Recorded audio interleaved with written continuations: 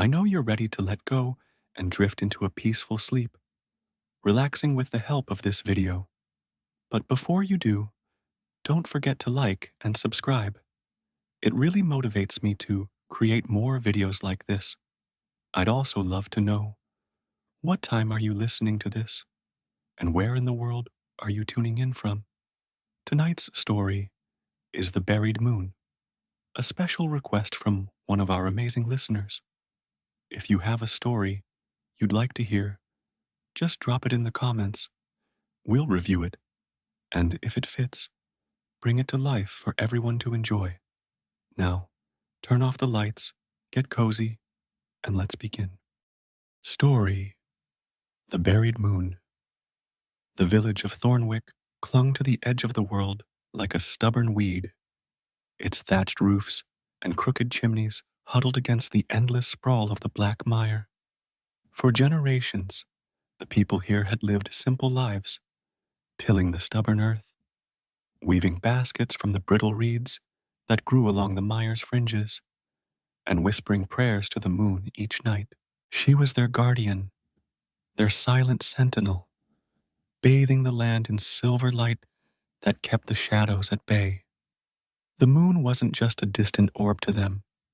She was a presence, a promise that no matter how dark the night grew, morning would come. And for as long as anyone could remember, she'd kept that promise, until she didn't. It started with whispers, not the kind that passed between neighbors over a flickering hearth, but something colder, sharper, sounds that slithered out of the mire like tendrils of fog. At first, the villagers dismissed them as tricks of the wind, the way it howled through the gnarled trees that stood like skeletal sentinels at the edge of the swamp. But then the children began to vanish. Little Tom, the miller's boy, was the first. He'd been playing near the old well at dusk, chasing fireflies with a stick, when his laughter stopped. His mother found only his cap, floating in a puddle of black water that hadn't been there before. Then it was Lila, the baker's daughter, who'd gone to fetch water from the stream and never returned. By the third night, when the blacksmith's twins didn't come home from gathering kindling, the village was a cauldron of fear. Doors were bolted, windows shuttered, and the once warm glow of candlelight shrank to pinpricks behind heavy curtains. Alara noticed the change before anyone else. She was 12, small for her age, with a tangle of red hair that blazed like a torch against her pale skin. Her mother called it a curse, a mark of trouble, but Alara wore it like a crown. She wasn't like the other children, content to huddle by the fire and listen to tales of heroes long dead. She was the one who climbed the tallest oaks to spy on the world beyond, who dared to creep closer to the mire than anyone else. Her sharp green eyes drinking in its secrets, and she'd seen things, flashes of movement in the reeds, shadows that didn't match the shapes of trees, and once, a pair of glowing eyes that vanished when she blinked. That night, the fourth since the whispers began, Alara sat by her window, knees tucked under her chin, staring at the sky. The moon hung low, fuller than it had been in weeks, her light spilling across the village like molten silver. But there was something wrong. The edges of her glow flickered, as if she were trembling. Alara pressed her face to the glass, her breath fogging the pain, and listened. The whispers were louder now, a chorus of hisses and murmurs that seemed to rise from the mire and coil around the houses. She couldn't make out words, but the sound carried a weight, a hunger that made her skin prickle. "Alara, get away from there!" Her mother's voice cut through the stillness, sharp as a blade. Marta stood in the doorway, her thin frame wrapped in a shawl, her face etched with lines that hadn't been there a month ago. She clutched a broom like a weapon, her knuckles white. You'll call them in, staring like that. They're already here, Elara said, her voice steady despite the chill creeping up her spine. She turned to face her mother, green eyes blazing. The moon's scared, Ma. I can feel it. Marta's lips tightened into a thin line. Don't talk nonsense. The moon's a light, not a person. Now come away before. She didn't finish. A scream tore through the night, high and keening from somewhere near the village square. Marta dropped the broom, her hands flying to her mouth, and Alara was on her feet in an instant, racing to the door. Stay here! Marta shouted, but Ilara was already gone, her bare feet slapping against the cold earth as she ran toward the sound. The square was chaos. A dozen villagers stood in a ragged circle, lanterns swinging wildly in their hands, casting jagged shadows across the cobblestones. At the center was old Nan, her gray hair wild, her hands clawing at the air as she wailed. They took him! They took my Jamie! Her grandson, a boy of 6 with a gap-toothed grin, was nowhere to be seen. A trail of muddy footprints led from the edge of the square toward the mire, then stopped abruptly, as if the ground had swallowed him whole. Alara pushed through the crowd, her heart hammering. She knelt by the footprints, her fingers brushing the damp earth. It smelled wrong, sour, like rot and something older, something that didn't belong. She looked up, past the trembling lanterns, to the moon. Her light was dimmer now, a faint shimmer against the black sky, and for a moment, Alara swore she saw it pulse, like a heartbeat faltering. She's trying to tell us something, Ilara whispered, more to herself than anyone else. But Finn, the young hunter with shoulders broad as an ox, overheard. He crouched beside her, his dark eyes narrowing as he studied the tracks. You think the moon's got something to do with this? His voice was gruff, but there was no mockery in it. Finn was one of the few who didn't treat Ilara like a child, or a fool. She has been watching us forever, Ilara said, standing to meet his gaze. And now she's fading. Something's wrong out there. She pointed toward the mire, its edges shrouded in a fog that seemed to breathe. The crowd murmured, some crossing themselves, others clutching their children tighter. Old Nan sank to her knees, sobbing into her hands, and Marta appeared at Alara's side, yanking her back by the arm. Enough of this. You're scaring everyone with your wild talk. But Alara pulled free, her voice rising above the din. I'm not the one taking kids. Whatever's out there, it's not stopping. And if the moon goes dark, we're all done for. A hush fell over the square, heavy as a shroud. The villagers looked to the sky, where the moon's light was now little more than a ghost, a pale smear against the encroaching night. Finn stood, brushing dirt from his knees, and turned to the crowd. She's right. We can't just sit here waiting for it to pick us off one by one. I say we go in, find out what's happening. A ripple of fear passed through the group. The black mire wasn't a place for the living. Stories clung to it, like moss, tales of travelers, swallowed by the mud, of voices that lured men to their deaths, of things with too many eyes and not enough mercy. But the loss of their children had lit a fire under their terror, and slowly, reluctantly, heads began to nod.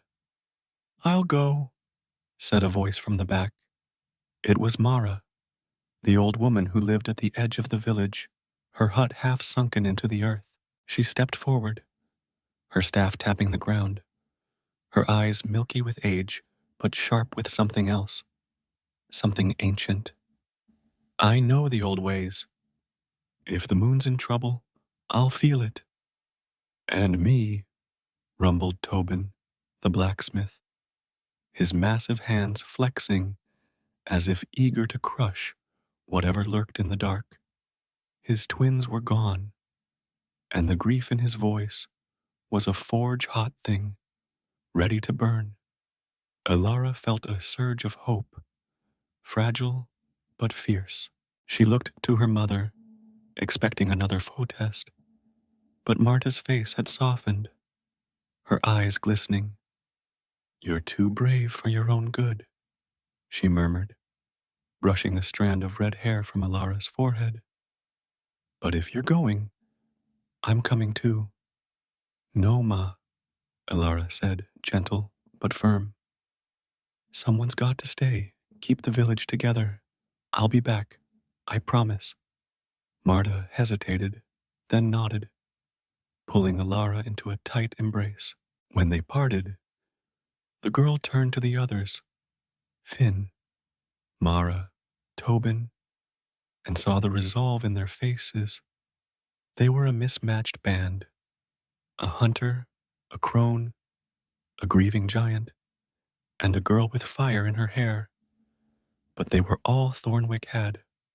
As they gathered their things, Finn's bow, Tobin's hammer, Mara's pouch of herbs and charms, Alara stole one last glance at the sky. The moon was nearly gone now, a faint crescent clinging to life. But just before it vanished entirely, a single thread of light streaked across the darkness, thin as a spider's web, arcing toward the heart of the mire. It was gone in an instant, but Alara saw it, felt it, a cry for help, a beacon in the void. "She's out there," Alara said, her voice steady as stone. "And we're going to bring her back." The others nodded, their lanterns flickering like stars against the growing night. Together, they stepped toward the mire, the whispers rising to meet them, a chorus of malice and hunger. The village watched in silence, holding its breath, as the four figures disappeared into the fog, chasing a light that might already be lost. The black mire swallowed sound, the way a beast swallows prey, greedily, completely. As Alara stepped past the last crooked tree marking the village's edge, the world behind her faded into a muffled hum, replaced by the wet suck of mud beneath her boots and the low, ceaseless hiss of the whispers. The air was thick, heavy with the scent of decay and something sharper, like the tang of rusted iron. Her lantern swung in her hand, its frail light barely piercing the fog that coiled around them like a living thing. She glanced back once, catching the faint glow of Thornwick's windows through the haze, then turned forward. There was no going back now. Finn led the way, his bow slung across his back, his long strides cutting a path through the mire's treacherous ground. He moved with the grace of a predator, eyes darting to every shadow, every ripple in the brackish water. Behind him came Tobin, the blacksmith, his massive frame a bulwark against the dark, his hammer gripped tight in one meaty fist. Mara followed last, her staff sinking into the mud with each step, her lips moving silently as if reciting some ancient prayer. Alara stayed close to Finn, her small form dwarfed by the others, but her resolve burned brighter than the lantern's flame. The mire was a labyrinth of twisted roots and shallow pools, its surface deceptively still until a foot broke through. Plunging into cold, grasping muck, Finn had warned them to watch for solid ground, patches of moss or stone. But even he faltered once, cursing as his legs sank to the knee. Tobin hauled him out with a grunt, and they pressed on. the whispers growing louder, more insistent. They weren't random anymore. Alara could feel them tugging at her mind, threading through her thoughts like needles. Turn back. You're nothing. She's gone. She shook her head, focusing on the thread of light she'd seen from the moon, replaying it in her memory to anchor herself. How far do you reckon it is? Tobin's voice rumbled, low and rough, breaking the oppressive silence. His eyes were red-rimmed, his grief a palpable weight. He hadn't spoken much since they'd left, but Alara knew he was thinking of his twins, their laughter, their small hands tugging at his beard. Hard to say, Finn replied, pausing to scan the horizon. The fog blurred everything beyond a dozen yards, turning trees into specters and rocks into crouching beasts. That light Alara saw, it's our only lead. Could be close. Could be miles. It's close, Alara said, her voice firm despite the tremor in her chest. I can feel it. She's calling us. Mara's milky eyes flicked to her, sharp and searching. You've got the sight, girl, she murmured, her tone half approval, half warning. Old blood runs in you, whether you know it or not. But be careful what you listen to out here. The mire lies. Before Ilara could ask what she meant, a shape darted through the fog to their left, a flicker of movement, too fast to track. Finn's bow was in his hands in an instant. An arrow knocked, his body tense as a drawn string. Who's there? He barked, his voice cutting through the whispers like a blade. No answer came, but the air grew colder, the fog thickening until it pressed against their skin. Ilara raised her lantern higher, squinting into the gloom, and caught a glimpse of something, pale, hunched, with limbs too long and thin to be human. It vanished as quickly as it appeared, leaving only the echo of a low, guttural laugh. Goblins, Mara spat, her staff tapping the ground as if to ward them off. Filthy things. They serve whatever's taken the moon. We're getting close. Close to what? Tobin growled, his hammer swinging restlessly at his side. I didn't come here to chase shadows. I want my kids back. We all want something, Finn said, lowering his bow but keeping the arrow ready. Let's keep moving. They're watching us, but they haven't attacked yet. Means they're scared or waiting. They pushed deeper, the ground growing softer, the water rising to their ankles. The whispers wove into a chorus now, a cacophony of voices that clawed at their resolve. Elara heard her mother's voice in them once. You'll die out there, foolish girl, and nearly stumbled, her heart lurching. She clenched her fists, forcing herself to focus on the moon, on that fleeting thread of light. It had to mean something. After what felt like hours, Finn stopped abruptly, raising a hand. Look, he said, pointing ahead. Through the fog, a faint shimmer gleamed.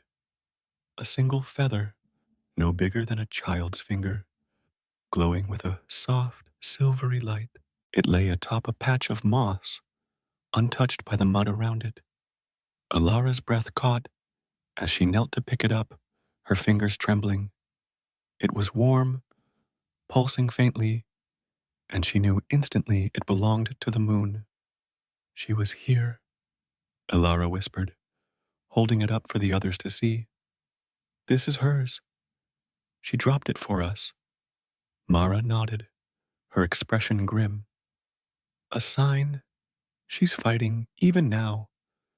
But if she's shedding light like this, she's weaker than I feared. Then we're wasting time, Tobin said, his voice thick with urgency.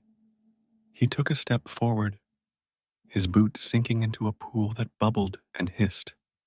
Before he could pull free, the water erupted, and a shape lunged at him, a creature of mud and bone, its eyes glowing like embers, its claws raking the air. Tobin roared, swinging his hammer in a wide arc, and the thing shattered into a spray of filth. But more were rising, their forms coalescing from the mire itself. Bog wraiths, Mara shouted, thrusting her staff forward. A burst of green light flared from its tip, searing one of the creatures into ash. They guard the dark. Hold them off. Finn loosed an arrow, piercing a wraith through its hollow chest, while Alara swung her lantern like a club, its flame flaring brighter with each strike. The wraiths were fast, their bodies shifting between solid and mist, but they fell under the group's combined fury. Tobin's hammer crushed skulls, Mara's magic burned through their ranks, and Finn's arrows found their marks with deadly precision. Alara, small and quick, darted between them, her courage a spark that kept them fighting. When the last wraith dissolved into the mud, the air stilled, the whispers retreating to a low murmur. The group stood panting, their clothes splattered with grime, their lanterns flickering. Alara clutched the feather tighter, its glow a lifeline in the dark. They didn't want us to find this, she said, her voice steady despite the ache in her arms. We're on the right path. Finn wiped sweat from his brow, nodding. Aye, but if that's what's guarding the way, what's waiting at the end? No one answered. They moved on, following the feather's faint pull, the mire growing wilder around them. Trees loomed taller, their branches clawing at the sky, and the water deepened, lapping at their knees. The fog parted briefly, revealing a massive shape ahead, a slab of stone, black as midnight, rising from the mire like a tomb.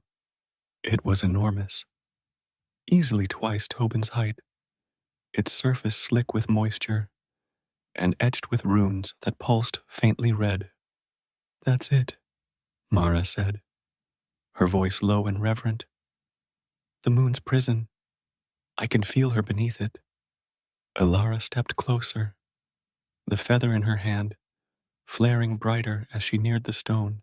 She pressed her palm against its surface, and a jolt ran through her, a wave of cold, then warmth, then a faint, desperate plea. Help me.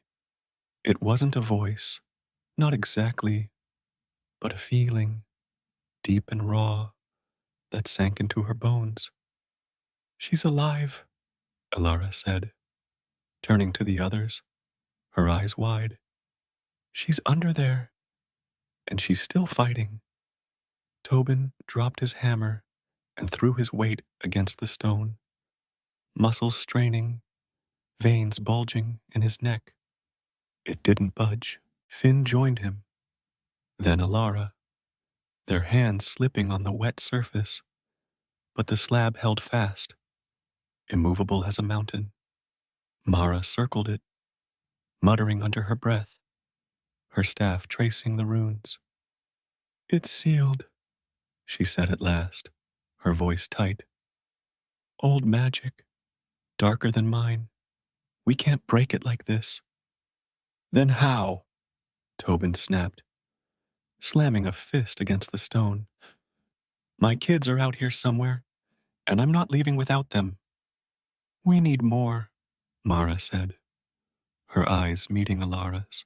The moon's light is trapped, but it's not gone. If we can call it out, draw it to us, maybe we can weaken the seal. Alara nodded, her mind racing. She held the feather aloft, its glow steady now, and closed her eyes, reaching for that plea she'd felt. We're here, she thought, pouring her will into it. We won't leave you. The feather pulsed, and for a moment, the stone trembled, a hairline crack splitting its surface. But then the whispers surged, louder than ever, and the ground beneath them shook. From the shadows of the mire, eyes opened, dozens of them, red and unblinking, surrounding the stone. The goblins were back, and this time they weren't alone.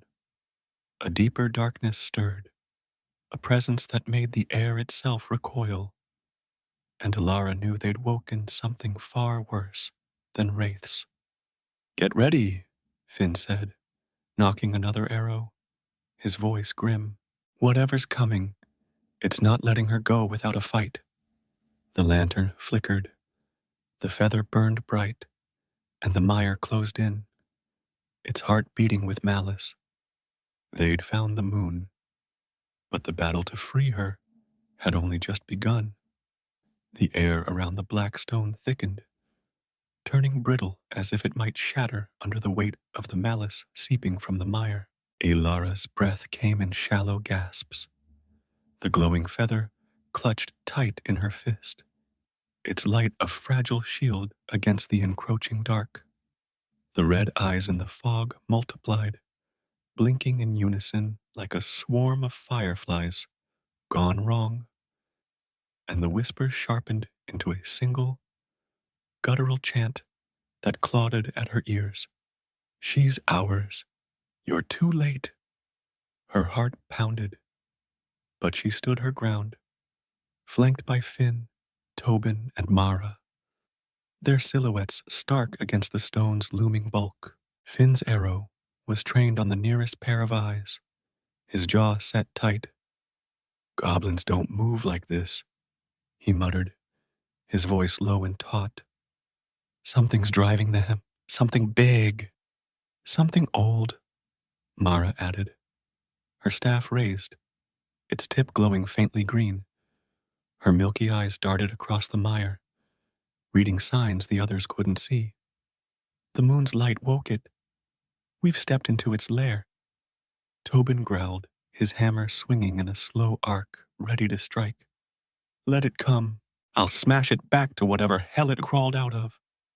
Before Alara could respond, the ground shuddered, a deep, resonant quake that sent ripples through the water at their feet. The goblins, pale, wiry creatures with jagged teeth and claws like broken glass, scuttled forward, their movements jerky and unnatural. But they didn't attack.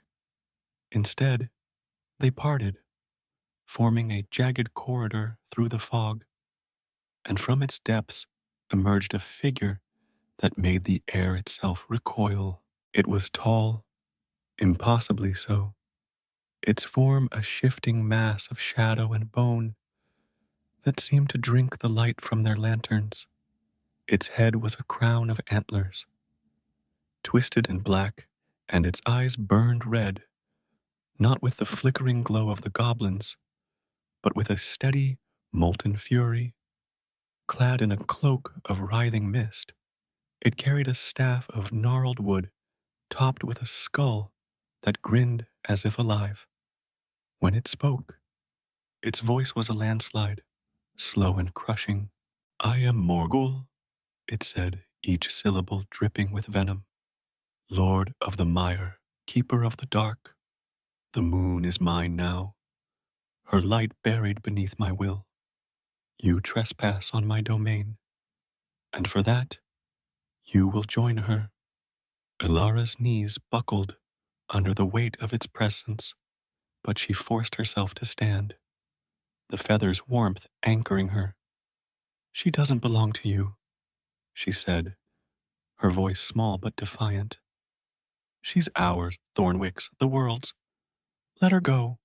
Morgul laughed, a sound like bones grinding together. Yours? She abandoned you, left you to rot in this forsaken place. I took her because she dared to meddle, to shine where I rule. And you, child, are nothing but a spark to be snuffed out. Finn loosed his arrow before Morgul finished, the shaft whistling through the air. It struck the creature's chest, or where a chest should have been, and dissolved into ash, leaving no mark. Morgul's eyes flared, and with a flick of its staff, the ground beneath Finn erupted, tendrils of mud lashing out like whips. He dove aside, rolling to his feet, but one tendril caught his ankle, yanking him down with a cry. Finn, Alara shouted, lunging forward. But Tobin was faster. The blacksmith charged, his hammer crashing into the tendrils with a force that shook the mire. They shattered, freeing Finn, who scrambled up, panting, his bow already drawn again. Tobin turned to Morgul, his massive frame trembling with rage. You took my kids, he roared, spit flying from his lips. Where are they? Give them back or I'll tear you apart. Morgul tilted its head, amused. Your spawn are mine, Smith. Their fear feeds me, as yours will. It raised its staff, and the goblins surged, a tide of claws and teeth. Tobin met them head on, his hammer a blur, crushing skulls and snapping limbs with each swing. Finn fired arrow after arrow, his aim unerring, while Mara chanted, her green light flaring to burn the creature's back. Alara darted between them, her lantern swinging, its flame roaring brighter than it should have. She reached the stone again, pressing the feather against it, willing the moon to hear her. We're here. Fight with us. The crack in the stone widened, a sliver of silver light seeping out, and Morgul hissed, its attention snapping to her. Foolish girl, it snarled, striding forward. The goblins parted for it, and the others were too tangled in the fight to stop it. Alara backed away, her heart hammering, but Morgul was relentless, its staff slashing down. She ducked, the blow splintering the ground beside her, and rolled, clutching the feather as it pulsed wildly. Alara! Finn shouted, breaking free to fire at Morgul. But the arrows disintegrated again. Tobin roared, hurling himself at the creature, only to be flung back by a wave of shadow, crashing into the mud with a groan. Mara's magic flared, a net of green light arcing toward Morgul, but it shattered against its cloak, the skull on its staff cackling. We can't beat it like this, Finn yelled, pulling Alara to her feet. It's too strong. Then we don't fight it, Alara said, her mind racing. She remembered Mara's words by the stone, draw her light out, and a spark of hope ignited. The moon's still in there. If we can reach her, she can help us. Morgul loomed closer, its shadow swallowing their lantern's glow. There is no help for you, it said, raising its staff for a final blow. But Alara didn't flinch. She turned to the stone, pressing both hands against it, the feather between her palms. She closed her eyes, shutting out the chaos, and reached deep, past the fear, past the dark, to that faint plea she'd felt before. You're not alone, she thought, her voice a silent cry. We're here. Shine for us. The feather blazed, its light spilling through her fingers, and the stone trembled again, the crack splitting wider. A beam of silver burst forth, piercing the fog, and Morgul staggered, its roar shaking the mire. The goblins shrieked, clawing at their eyes, and the others froze, staring as the light grew, illuminating the stone like a beacon. She's fighting! Mara cried, her voice raw with awe. "Keep going, girl." Elara pushed harder, her whole body trembling, the light searing her hands, but she didn't let go.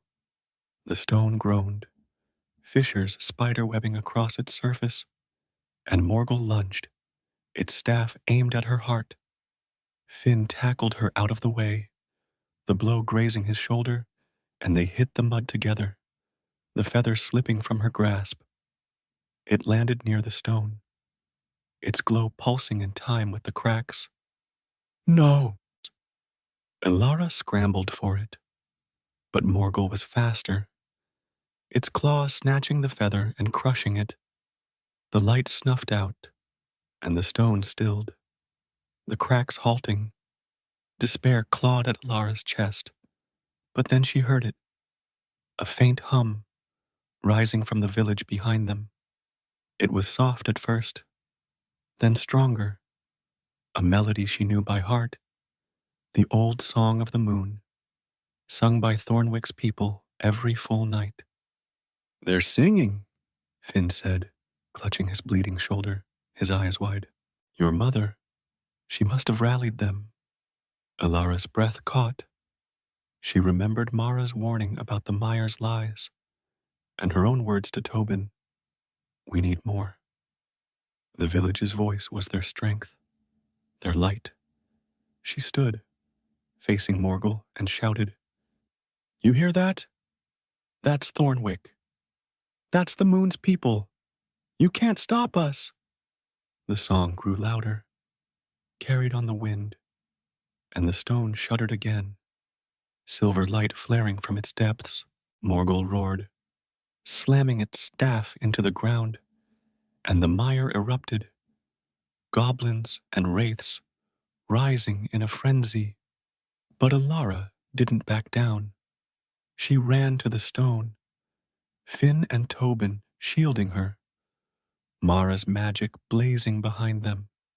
She pressed her hands to the crack, joining her voice to the song, high and clear. "Moon of silver, light our way, chase the dark, bring back the day." The light exploded, a torrent of silver that blasted Morgul back, its cloak shredding, its antlers cracking. The goblins scattered, the wraiths dissolved, and the stone split down the middle, revealing a figure within, pale, radiant, cloaked in shimmering white. The moon rose, her eyes closed, her form trembling but alive. Morgul shrieked, its form unraveling, and lunged one last time, its staff aimed at the moon.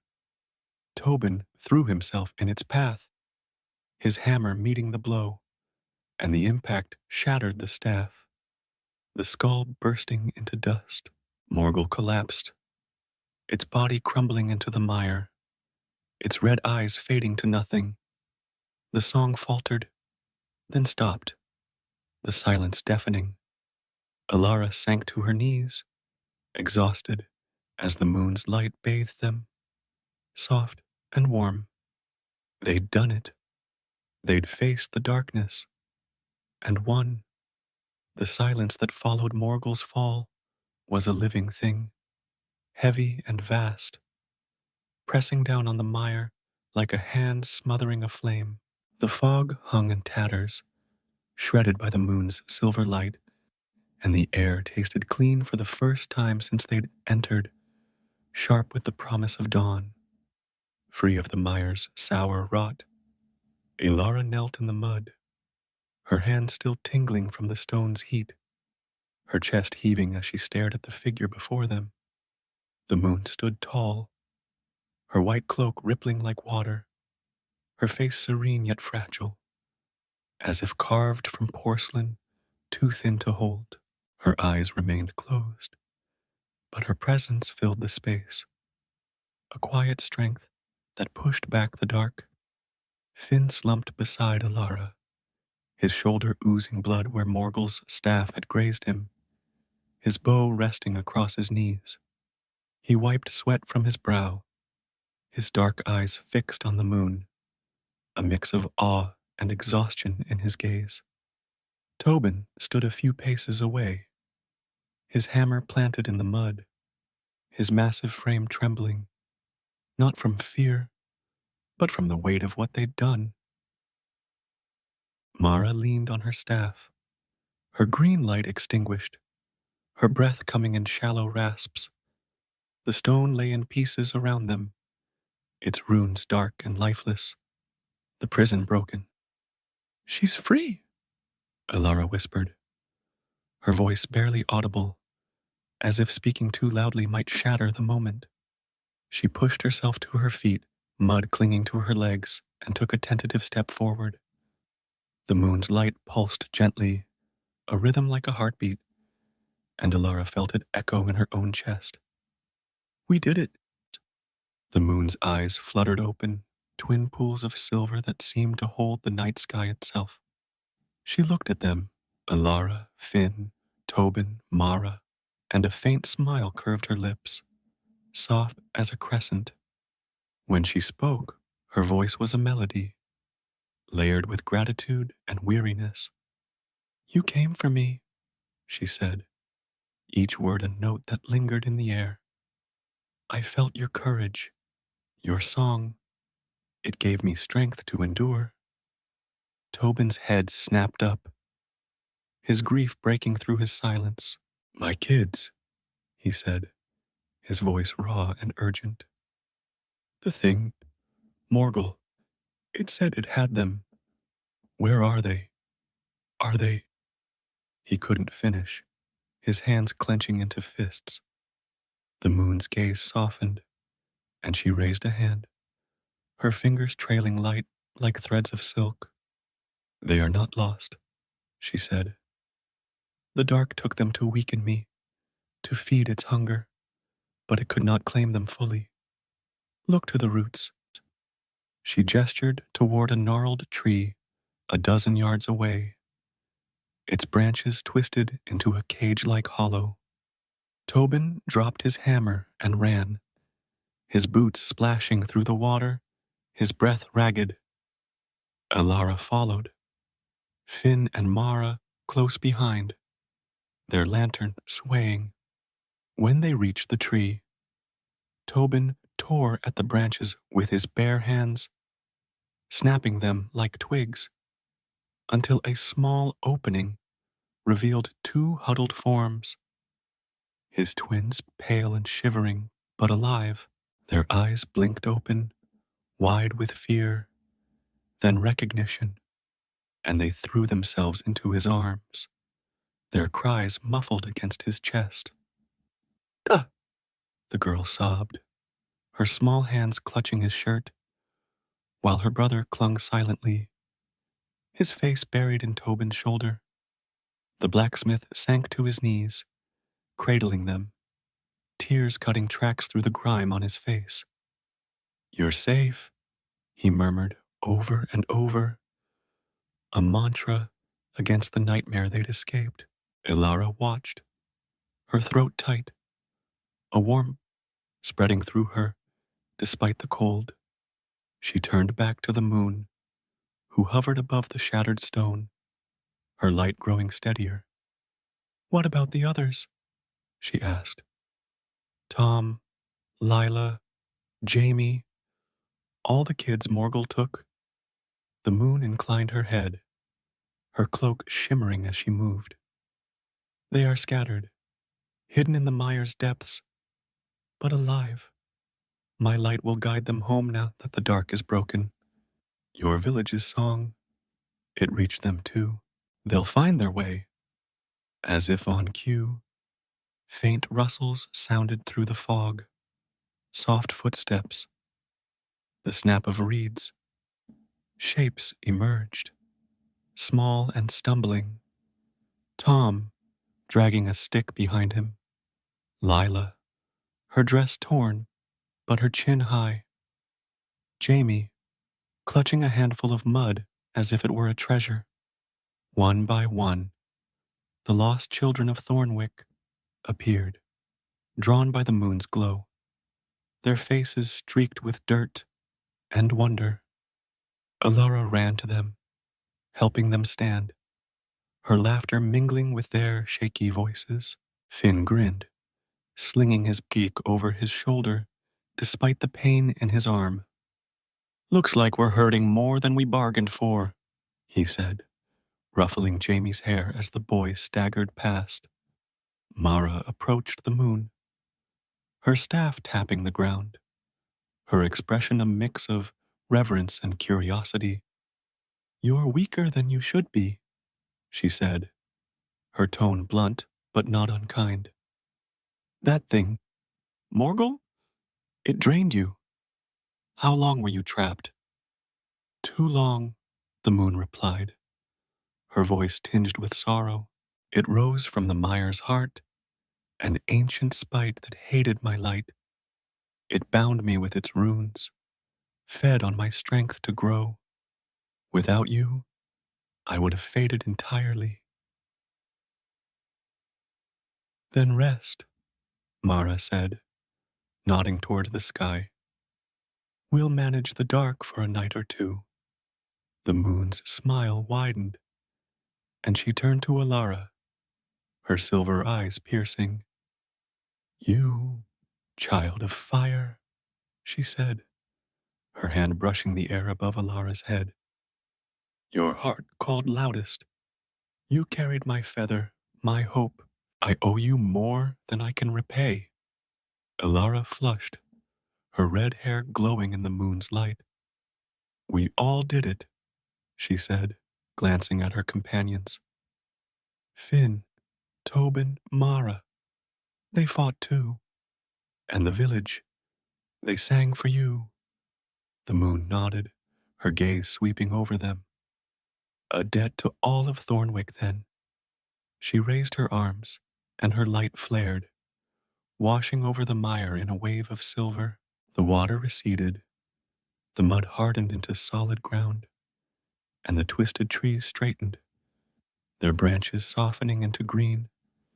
The goblin's eyes vanished, the wraith's echoes silenced, and the mire itself seemed to sigh, released from its curse. But the effort took its toll. The moon wavered, her form flickering, and she sank lower, her cloak pooling around her.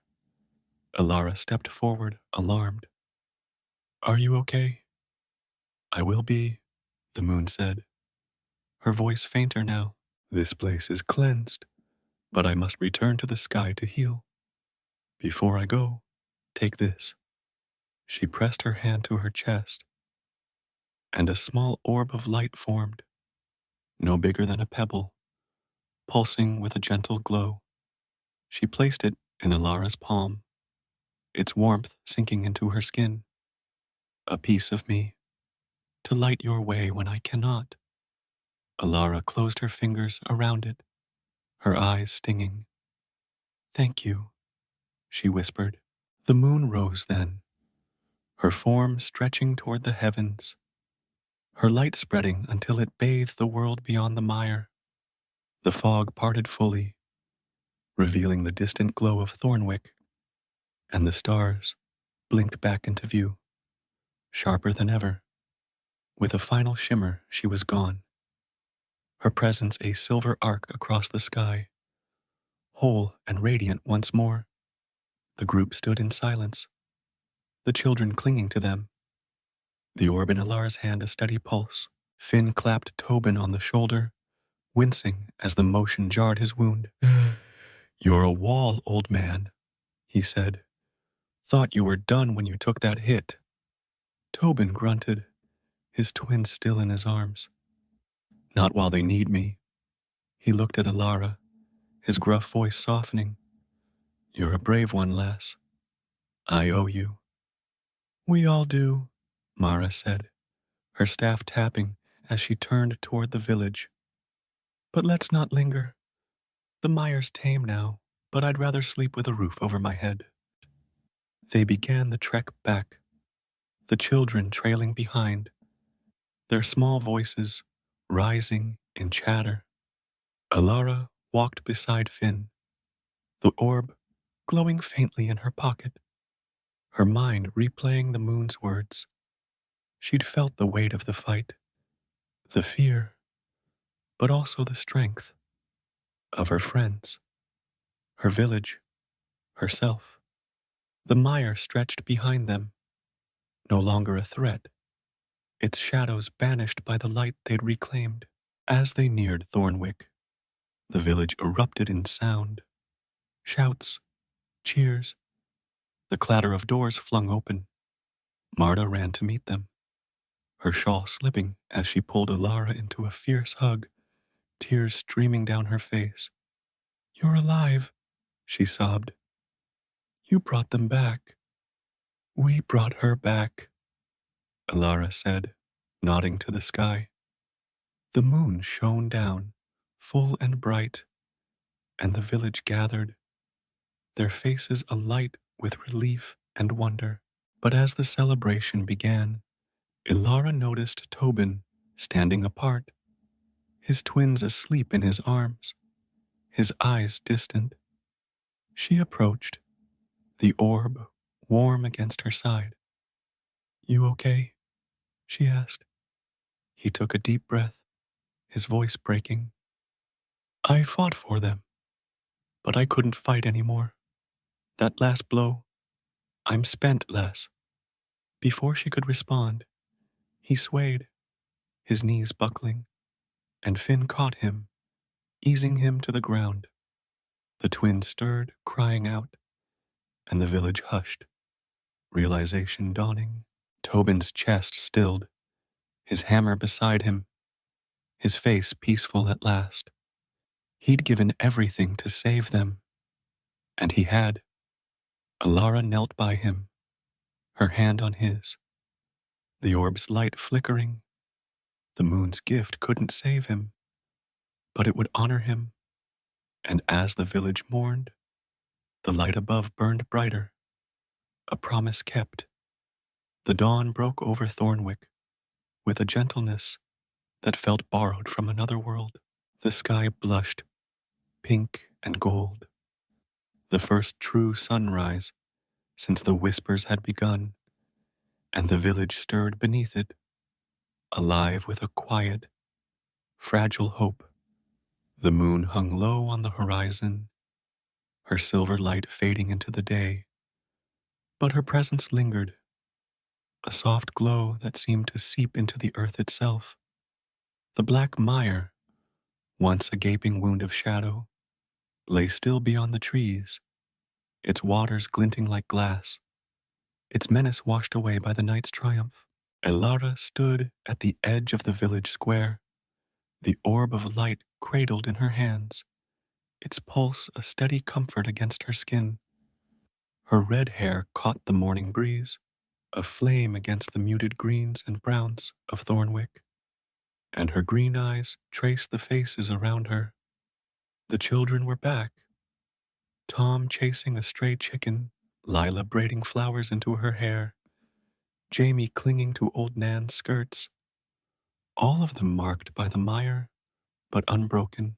The villagers moved with purpose, repairing what the dark had torn, their voices rising in murmurs of gratitude and grief.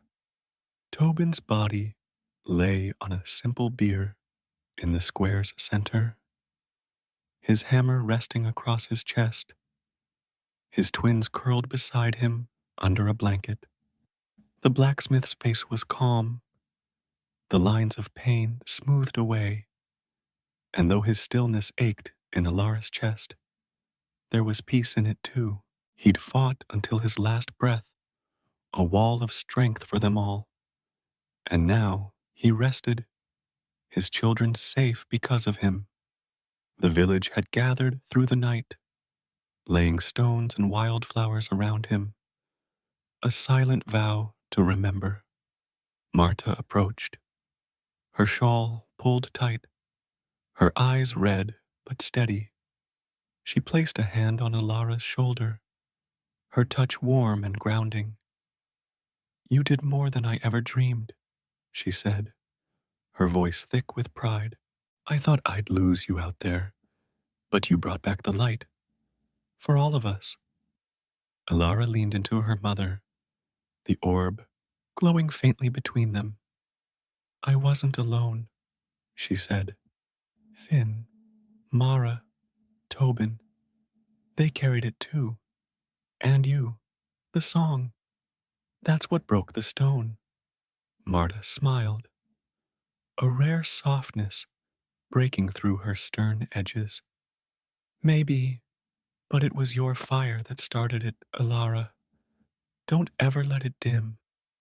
Finn joined them, his shoulder bandaged, his bow slung across his back. He moved stiffly, the wound slowing him, but his grin was as sharp as ever. Heard the kids talking? He said, nodding toward Tom and Lila. They're calling you the flame of the mire now. Say you burn the dark away. Alara flushed, ducking her head. That's silly. I couldn't let her stay trapped. It's not silly, Mara said, hobbling over, her staff tapping the cobblestones. Her milky eyes glinted with something like approval. Names stick for a reason, girl. You've earned it, old blood or not. The old woman paused, her gaze drifting to the beer. Tobin earned his, too. A giant, that one. The mire couldn't break him, but it took its toll. She sighed, her voice softening. He'll be a story now, like the moon herself. The village began to gather around the bier, their faces a mix of sorrow and strength. Old Nan stepped forward, her hands trembling, as she placed a sprig of heather on Tobin's chest, Jamie at her side. He brought my boy back, she said, her voice cracking. I'll sing for him every night, same as I do for her. She tilted her head to the sky, where the moon's faint outline lingered. One by one the villagers spoke, small words, quiet thanks, until the air hummed with their voices. Ilara watched, the orb warm in her grasp, and felt a pull, a whisper not of the mire, but of something higher. She stepped to the bier, kneeling beside Tobin's twins. The girl looked up, her eyes puffy, and Ilara pressed the orb into her small hand. This is from her, Ilara said, nodding to the sky. She gave it to me, but I think it's for you now, to keep you safe. The girl clutched it, the light flaring briefly, and her brother reached out, his fingers brushing its glow. Will Da see it? He asked, his voice barely a whisper. Ilara swallowed, her throat tight. He'll see it, and he'll know you're okay. The twins nodded, curling closer to their father, the orb a star between them. Ilara stood, stepping back as the village began to sing, the old song of the moon, slow and mournful now, a farewell to their giant. The melody rose, weaving through the dawn, and the moon's light pulsed once, bright and clear, as if joining them. When the song faded, Finn clapped Ilara on the back, his grin returning. You're stuck with us now, Flame. No more running off alone. She laughed, the sound light against the weight of the night. Good. I'd rather have you shooting arrows than chasing me. Marta pulled her close again, and Mara muttered something about needing tea, her staff tapping as she shuffled off. The village dispersed, the children trailing after their parents, the square emptying save for Tobin's beer and the stones around it. Ilara lingered, her eyes on the sky, where the moon was nearly gone, her work done for now. That night, as the stars emerged, sharper and brighter than ever, a new light appeared, a small, steady glow beside the moon, flickering like a candle against the dark. The villagers saw it, gathered at their windows, and whispered among themselves. The flame of Alara, they called it, a name born from the children's tales, a star to mark the girl who'd led them through the mire. It wasn't the moon's full radiance, but a spark, a promise that courage could burn even in the deepest night. Years passed, and Thornwick grew stronger, its edges creeping closer to the cleansed mire, its people bolder under the moon's watchful gaze. The story of the buried moon spread, carried by travelers and sung by firesides, a tale of a village that fought the dark and won. Alara grew too, her red hair a beacon in the fields, her green eyes sharp with the lessons of that night.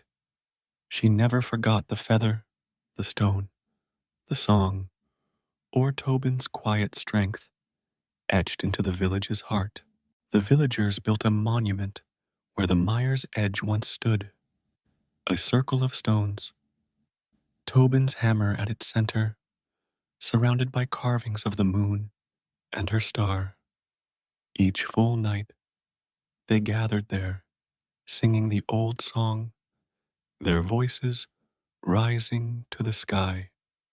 The twins, grown tall and strong, led the chorus, the orb, now a pendant around the girl's neck, glowing with every note. Alara stood among them, older now, her fire tempered but undimmed. She'd married Finn in time, their laughter a steady thread through Thornwick's days, and Mara had passed her staff to a new keeper before slipping into the earth's embrace. The village thrived, its children free to roam, its nights bright with the moon's grace.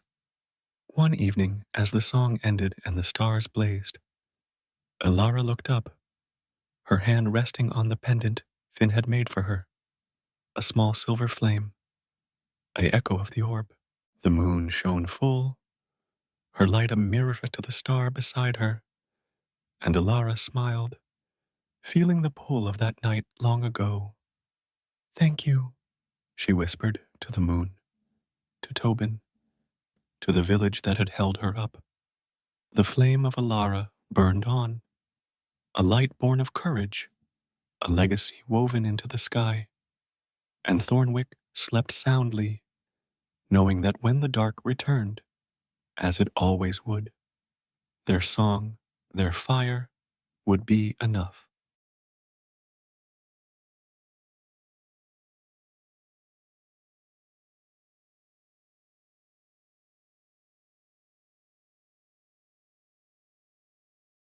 Story: Robin Hood. The forest of Sherwood stretched like a green sea across the heart of England, its ancient oaks and tangled undergrowth, a refuge for deer, outlaws, and secrets older than the kingdom itself. In the spring of 1192, its shadows were deeper than usual, heavy with the smoke of a burning manor and the cries of a world turned upside down. Robin of Locksley stumbled through the trees, his breath ragged, his tunic torn and stained with ash. Blood streaked his face from a gash above his brow, but his hands, steady as ever, clutched a longbow, its string taut with the promise of vengeance. He'd been a noble once, not so long ago. The Locksley estate had stood proud on the edge of Nottinghamshire, its fields golden with wheat, its halls warm with laughter. Robin, the only son of Lord Edmund, had grown up with a silver spoon and a wild heart, more at home hunting in the woods than bowing at court. But that life was gone now, reduced to cinders by the sheriff of Nottingham's torch. The sheriff, a gaunt, hawk-faced man named Reginald DeVoe, had demanded taxes no one could pay, and when Edmund refused, he'd paid with his life. Robin had returned from a hunt to find his home ablaze. His father's body strung up like a thief, his mother lost to the flames. The sheriff's men had waited for him too, but Robin was quick, his arrows quicker, and he'd fled into Sherwood with nothing but his bow and a burning need to make things right. Now, as dusk painted the forest in hues of amber and gray, Robin sank to his knees beside a stream, its waters cold against his trembling hands. He splashed his face, washing away blood and soot, and stared at his reflection. A man of 23, lean and sharp-eyed, with dark hair falling into a face too young for such grief. "They'll pay," he whispered, his voice ablaze against the silence. "Every last one of them." The forest answered with a rustle, sharp and deliberate.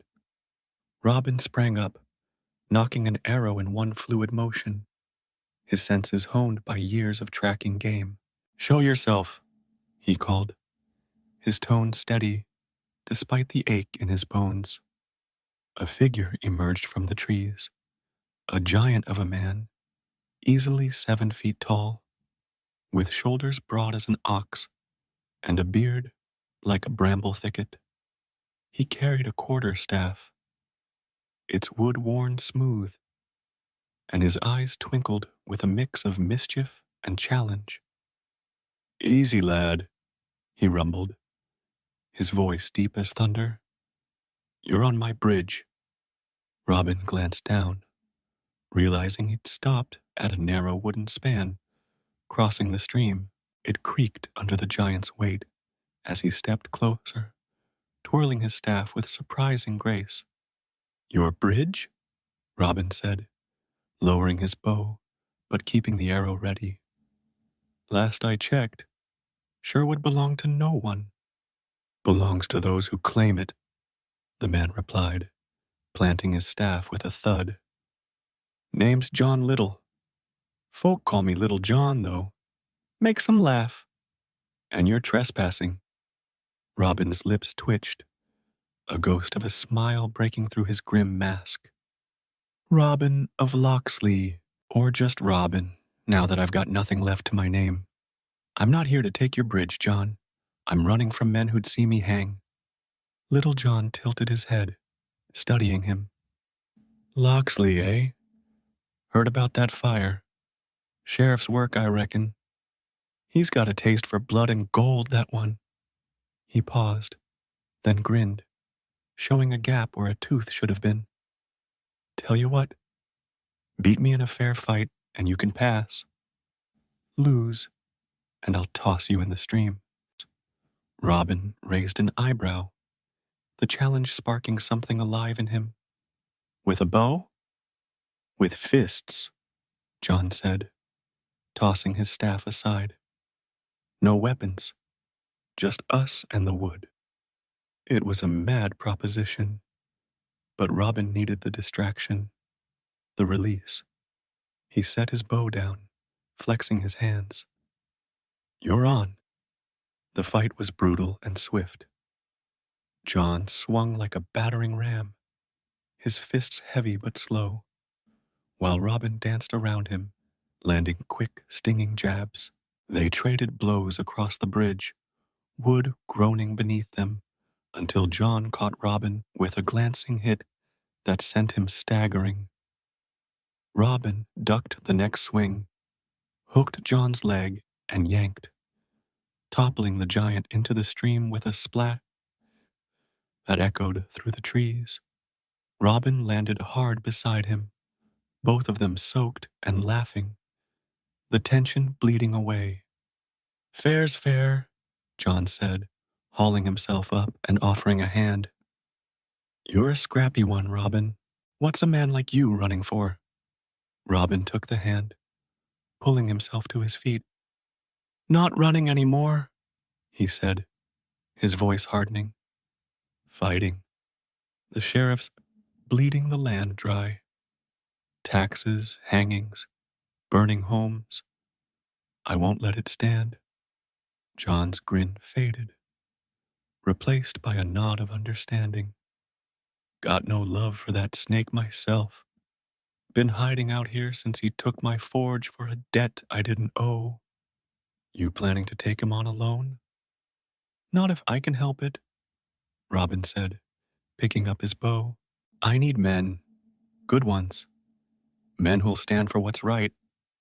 John clapped him on the shoulder, nearly knocking him over. Well, you've got one now.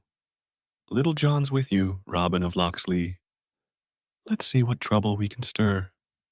The pact was sealed there, under Sherwood's canopy. Two outcasts bound by a shared fire. Over the next days, they carved out a camp deep in the forest. Huts of woven branches, a fire pit hidden by overhanging oaks. Word spread through the villages, carried by whispers and desperate hope. A man in green was rising against the sheriff, a shadow with a bow. Peasants left offerings at the forest's edge, bread, a jug of ale, a tattered cloak, prayers for a savior they didn't yet know. But the sheriff wasn't idle. In Nottingham's stone keep, Reginald DeVoe paced his hall, his black cloak trailing like a vulture's wings. His men had failed to catch the Locksley whelp, and now rumors of a bandit plagued his ears. Find him, he snarled to his captain, a scar-faced brute named Hugh. Burn the forest if you have to. I want his head on a pike. Hugh bowed, his grin cruel. Aye, my lord. We'll flush him out. Back in Sherwood, Robin's world shifted again on a moonlit night. He'd taken to scouting the forest's edges, watching for patrols, when he heard a cry. Sharp, defiant, unmistakably female. He crept closer, arrow nocked, and saw a young woman cornered by two of the sheriff's guards near a cart of grain.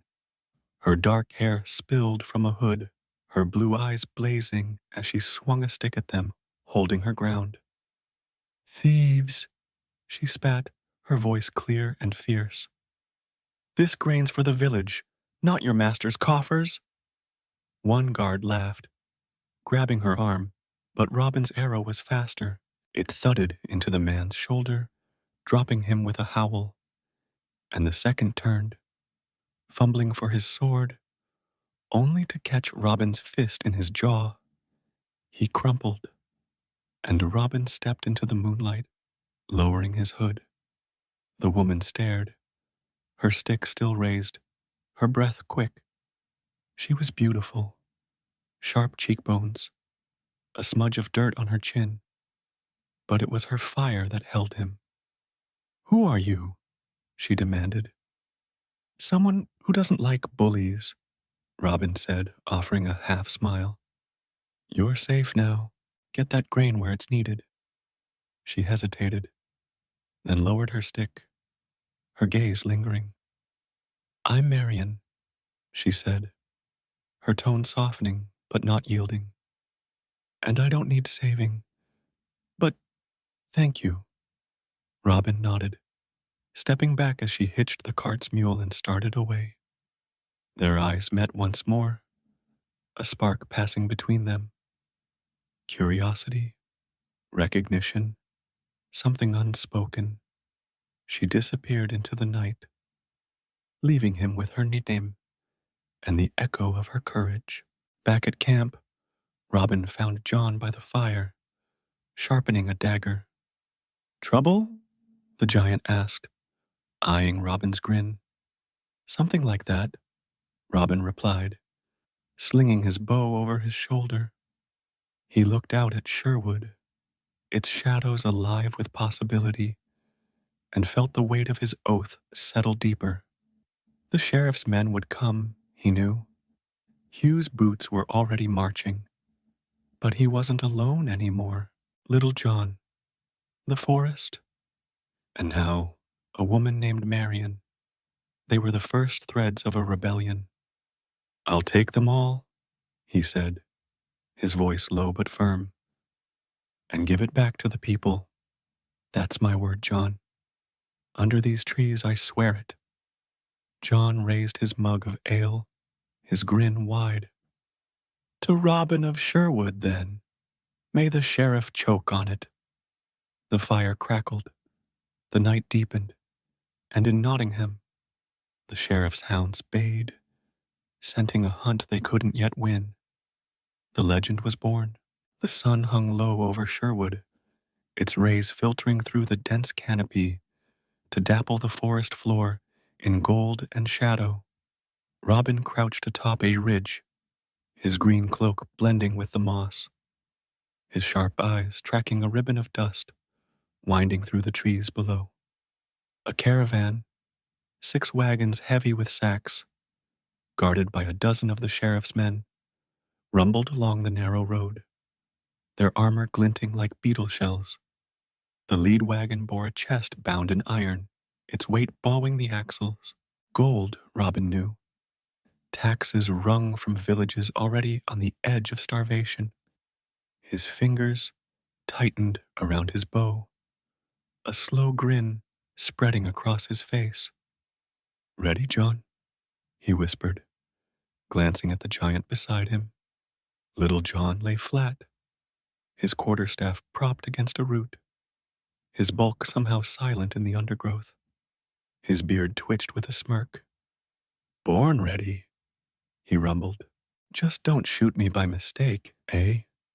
Robin chuckled, then whistled, a sharp, bird-like trill that echoed through the forest. From the trees opposite, 2 figures emerged. Friar Tuck, a stout man in a patched brown robe, his bald head gleaming as he hefted a gnarled staff, and Will Scarlet, lean and quick, his red tunic a flash of color as he twirled a short sword. They'd joined the fold in the weeks since Robin's oath, drawn by whispers of a man in green who defied the sheriff. Tuck brought humor and a knack for brewing ale, Will a sharp tongue and sharper blade. Together, they were the merry men. And today, they'd strike their boldest blow yet. The plan was simple but daring. Robin had scouted the route for days, noting the road's choke points, places where the trees pressed close, where a wagon could be stalled. The sheriff's greed made him predictable. He sent his gold through Sherwood because it was the fastest path to Nottingham, trusting his guards to deter bandits. But Robin wasn't just any bandit. He was a ghost, a shadow with a purpose. On my mark, Robin said, knocking an arrow. He waited, breath steady, until the lead wagon hit a bend where the road narrowed, hemmed by a fallen oak they'd dragged into place the night before. The driver cursed, reining in the horses, and the guards fanned out, hands on swords. Now, Robin loosed his arrow, the shaft whistling to bury itself in the dirt an inch from the driver's foot. The man yelped, tumbling off the wagon, and chaos erupted. John roared, leaping from the ridge to land among the guards, his staff a blur as he knocked 2 flat. Will darted in, his sword flashing to disarm another, while Tuck waddled forward, swinging his staff with a gleeful shout of, "For the Lord and the poor." Robin stayed high, his bow singing as arrows pinned guards' cloaks to trees or sent helmets spinning. He didn't aim to kill. Not yet. Fear was enough. And the sheriff's men were green, more used to bullying peasants than facing a fight. Within minutes, half were down, groaning or tangled in vines, and the rest threw up their hands, swords clattering to the ground. "Bind 'em!" Robin called. Sliding down the ridge, John and Will trussed the guards with rope from the wagons, while Tuck pried open the chest, revealing a gleam of coins that made his eyes widen. "Bless me," he muttered, crossing himself. Enough here to feed half the shire. Then that's what it'll do, Robin said, slinging his buick over his shoulder. He climbed atop the lead wagon, scanning the haul, sacks of grain, barrels of salted meat, and that chest of gold. Take it all. Leave the wagons. They'll limp back to Nottingham empty-handed. The merry men worked fast, loading the loot onto makeshift sledges they'd hidden nearby. Robin kept watch, his ears pricked for hoofbeats, but the forest stayed quiet, save for the guards' muffled curses.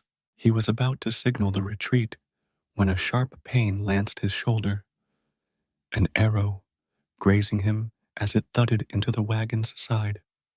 He stumbled, blood seeping through his tunic, and spun to see a lone guard, hidden till now, knocking another shot. Robin! John bellowed, charging, but Will was faster, his sword slashing the bow from the guard's hands. The man crumpled under John's fist, but the damage was done. A trail of red marked Robin's path as they fled, the sledges creaking behind them. Back at camp, Tuck bandaged the wound. A shallow cut, more sting than danger, while Robin gritted his teeth, his mind racing. They'll know it was me, he said, flexing his arm. That blood's a calling card. Let 'em come, John growled, tossing a log on the fire. We'll give at 'em a welcome. Will smirked, polishing his blade. Aye, but we'd best move camp. Sheriff's not one to sit quiet after this. Robin nodded, his jaw tight. The gold and grain were already on their way, slipped to villages under cover of night, handed out by trusted hands. Word would spread, and with it, hope. But so would the sheriff's wrath. In Nottingham, that wrath was a storm. Reginald DeVoe slammed his fist on his oak table, toppling a goblet of wine that stained the floor like blood. The captain, Hugh, stood before him, his scar twitching as he recounted the ambush. They were ghosts, my lord, he said, his voice low. Knew the road, struck fast, left us with nothing but bruises and empty wagons. Ghosts don't bleed, the sheriff snapped, snatching a scrap of cloth from Hugh's hand. A piece of green linen, torn from Robin's cloak, stained with crimson. This is Locksley's work. I'd know that insolence anywhere. He paid, his cloak swirling, his mind a cauldron of rage and calculation. He thinks he can play hero, does he? We'll see how heroic he looks with a noose round his neck. He turned to a shadowed corner where a man leaned against the wall, tall, sinewy, with a face like a blade and eyes cold and as winter. Gisborne! Guy of Gisborne stepped forward, his leather armor creaking, a long sword at his hip. He was a hunter, a killer for hire, his name whispered in fear from York to London. My lord, he said, his voice smooth and sharp. Find him, the sheriff said, tossing the cloth at Gisborne's feet. This Robin of Locksley, he's in Sherwood, stirring the rabble. Bring me his head, and I'll fill your pockets with more gold than you can carry. Gisborne picked up the cloth, sniffing it like a hound, his lips curling. Consider it done, he said, and slipped out, a shadow among shadows. Miles away, another pair of eyes watched the forest's edge. Marian stood in the doorway of her father's manor, a modest holding on Nottingham's outskirts, her blue cloak pulled tight against the evening chill. She'd delivered the grain to the village of Edwinstowe, her hands still rough from the mule's reins, her heart pounding with the memory of the man in green. Robin, he'd called himself. a name that stuck like a burr, sharp and persistent. Her father, Sir Walter, was a minor noble, loyal to the crown, but blind to the sheriff's cruelty. Marian wasn't. She'd seen the hunger in the villages, the fear in the peasants' eyes, and she'd acted, stealing from her father's stores to feed them, risking his wrath and worse. That night by the cart, she'd expected death or chains, not rescue, not him. A twig snapped behind her, and she turned, hand on the dagger at her belt. Nothing, just the wind, or a deer. But then she saw it, a flicker of movement near the stables, a figure in dark leather slipping through the trees. Her breath caught, not Robin. This man moved differently, predatory, his sword catching the moonlight. She ducked inside, heart racing, and pieced it together. The sheriff's men had been buzzing since the caravan raid, and now a hunter was on the prowl. She waited till the house slept, then slipped out, her cloak swapped for a drab brown one, her hair tucked under a hood. She knew Sherwood's fringes from childhood hunts with her brother, long gone to the Crusades. If Robin was the man she thought, the one villagers whispered of, she had to warn him.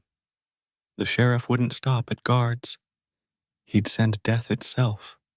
By dawn, she reached a clearing where a stream gurgled, its bridge marked by fresh footprints. She knelt, tracing them, when a shadow fell over her.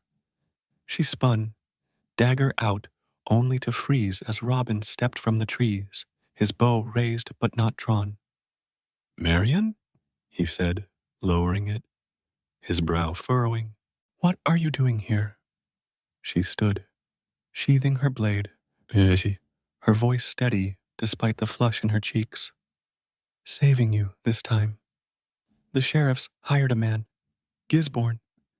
He's coming for you, and he won't stop till you're dead." Robin's grin faded, his hand tightening on his bow. "Let him come," he said, echoing John's bravado, but his eyes held hers, searching. "Why risk this? You don't owe me." Marian stepped closer, her gaze fierce. "I owe the people you're fighting for, and I don't trust men who burn homes to sleep easy at night." For a moment, they stood there, the stream's song filling the silence, a bond forging without words. Then Robin nodded, a spark of respect, and something more, lighting his face. "Then we'd best be ready," he said. "Sherwood's got a fight coming." The forest closed around them, its secrets deepening as the hunter's shadow drew near. The air in Nottingham buzzed with the clamor of the festival, a rare burst of color and noise against the town's gray stone walls. Banners of red and gold fluttered from rooftops. Hawkers shouted over the din of jugglers and pipers, and the scent of roasted meat mingled with the tang of ale. At the center of the square, a wooden platform stood, its archery range marked by straw targets glinting in the midday sun. The prize, a silver arrow, its fletching shimmering like a star, hung from a pole, a beacon for every bowman in the shire. But beneath the revelry, a darker thread wove through the crowd. The sheriff's trap, baited and waiting.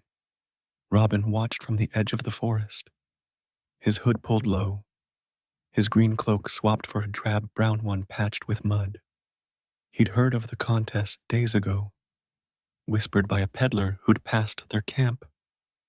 A lure too obvious to ignore, too tempting to resist.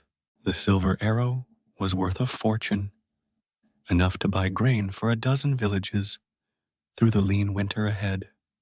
But more than that, it was a chance to strike at the sheriff's pride, to show Nottingham that his grip could be broken. Little John had called it madness. Friar Tuck had prayed over it, and Will Scarlet had grinned like a fox scenting a henhouse. Marian, though, she'd begged him to stay away. "You'll be walking into a noose," she'd said the night before, her voice sharp as she'd slipped into their camp under moonlight. Her blue eyes had burned with worry, her hands clenched at her sides. "He knows you can't resist a bow. Gisborne's there. I've seen him lurking near the keep." Robin had met her gaze, his own steady but warm. "Then I'll be careful," he'd said, brushing a strand of dark hair from her face. "But I can't let him win, Marian. Not when people are starving." She'd sighed, her resolve cracking, and pressed a small iron ring into his hand. "A token from her brother," she'd said. "For luck."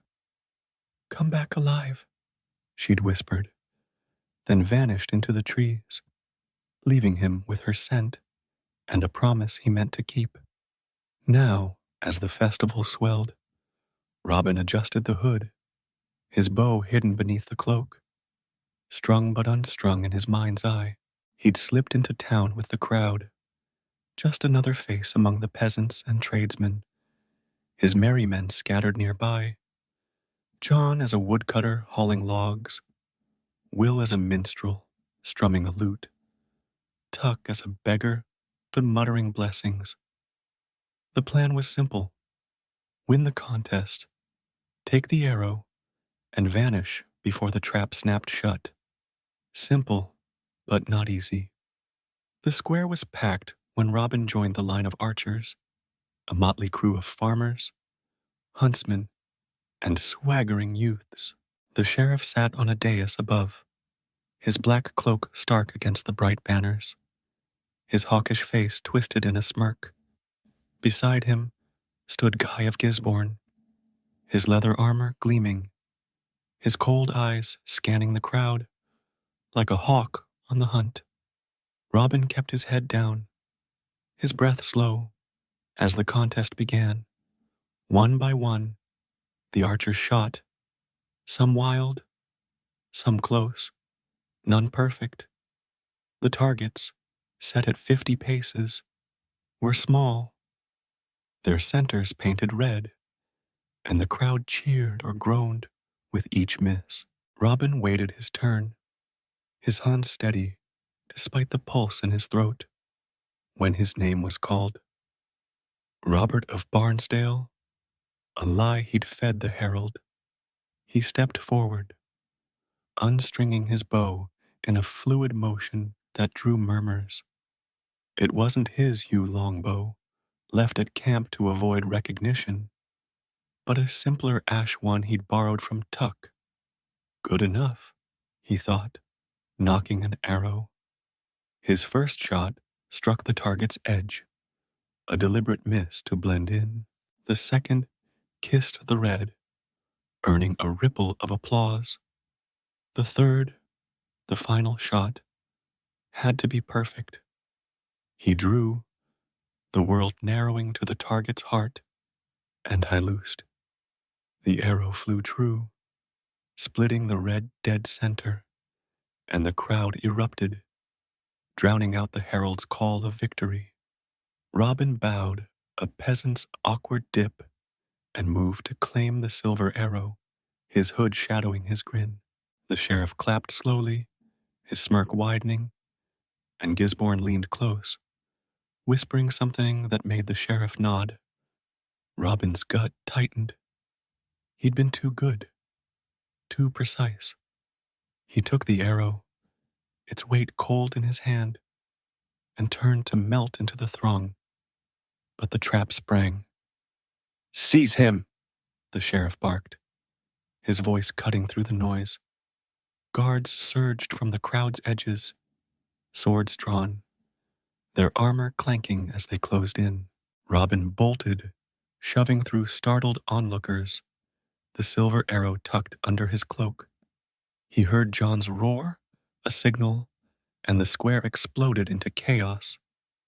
John swung his log like a club, toppling two guards, while Will's lute crashed over another's head, strings snapping.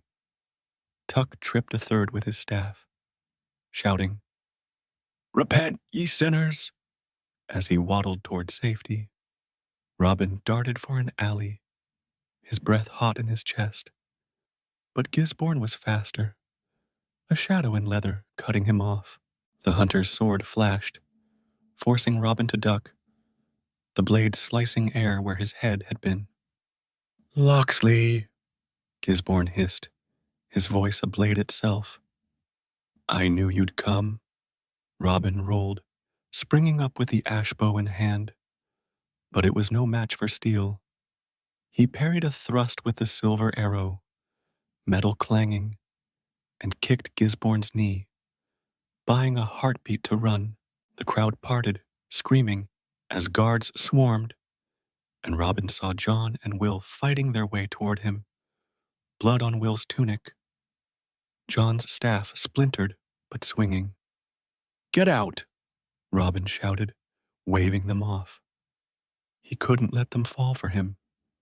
He dodged into a side street, boots slipping on cobblestones, only to find more guards ahead. A net flew, tangling his legs, and he hit the ground hard, the silver arrow skittering away. Hands pinned him, a sword pressed to his throat, and Gisborne loomed above, his grin feral. "Got you," he said, hauling Robin up. The crowd hushed. The festival's joy snuffed out as guards dragged him back to the square. The sheriff stood, his triumph a venomous gleam, and raised a hand for silence. "Robin of Locksley," he declared, his voice ringing. "Thief, traitor, scourge of Sherwood, you thought to mock me? You'll hang for it, tomorrow at dawn." The crowd murmured, some in fear, some in defiance, but none dared move. Robin spat blood, his hood torn away, his face bare for all to see. Gisborne bound his wrists, the rope biting deep, and the guards marched him toward the keep, the silver arrow glinting in the sheriff's grasp. But the trap wasn't done. As Robin passed the dais, a cry split the air.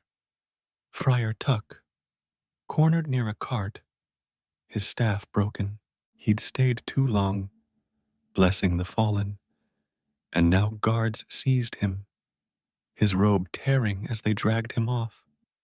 John and Will vanished into the throng, their faces grim, while Robin's heart sank. Tuck, the heart of their band, was lost.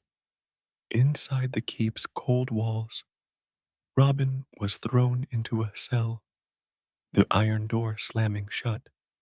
He slumped against the stone, his shoulder throbbing where a guard's boot had landed, his mind racing. Tuck was somewhere below in the dungeons, and the noose loomed with the sunrise. He'd failed. Not the heist, but his men, his promise. A shadow moved beyond the bars. Marian, her cloak dark, her face pale but fierce. She'd slipped in, a kitchen maid's guise hiding her, a stolen key in her hand. "Robin," she whispered, pressing close. "They've got Tuck. Execution at dawn, for both of you." He reached through the bars, his fingers brushing hers, the iron ring she'd given him glinting on his hand. "Then we've got till dawn to get out," he said, his voice low but alive. "I won't let him die, Marian, or you risk this for nothing." Her eyes locked with his, a storm of fear and fire. "I'm not here for nothing," she said, her voice breaking. "I'm here for you." For a heartbeat, the cell faded, and it was just them, her breath on his skin, his hand in hers, a vow unspoken but sealed. She slipped him a dagger through the bars, small but sharp, and stepped back. "Midnight," she said. "Be ready." She was gone, a shadow in the torchlight, and Robin gripped the blade, his grin returning. The sheriff thought him caught. Gisborne thought him broken.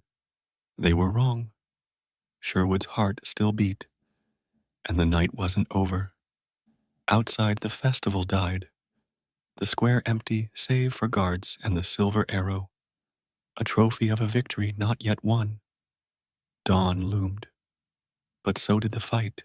The moon hung high over Nottingham, its silver glow seeping through the keep's narrow windows to paint the cell floor in jagged stripes. Robin paced the cramped space, his boots scuffing the damp stone. The small dagger Marian had slipped him tucked into his sleeve. The air was thick with mildew and the distant clang of guards' armor. But his mind was sharp, counting the hours since her whispered promise. Midnight. It was close. He could feel it in the stillness, the way the night held its breath before a storm. His wrists ached where the ropes had bitten, now cut away with the dagger's edge, and his shoulder throbbed from the festival's bruises. But he ignored the pain. Friar Tuck was down there, in the dungeons below, his jovial spirit caged by the sheriff's malice. Robin wouldn't let him hang. Not Tuck, who'd blessed their every mad venture with a grin and a prayer. And Marian, she'd risked everything to give him this chance. He wouldn't fail her either. A soft scrape sounded beyond the bars, and Robin tensed, hand on the dagger. A shadow moved. Marian, her dark cloak blending with the gloom, a hood shadowing her face. She carried a bundle under her arm, her step silent as a cat's.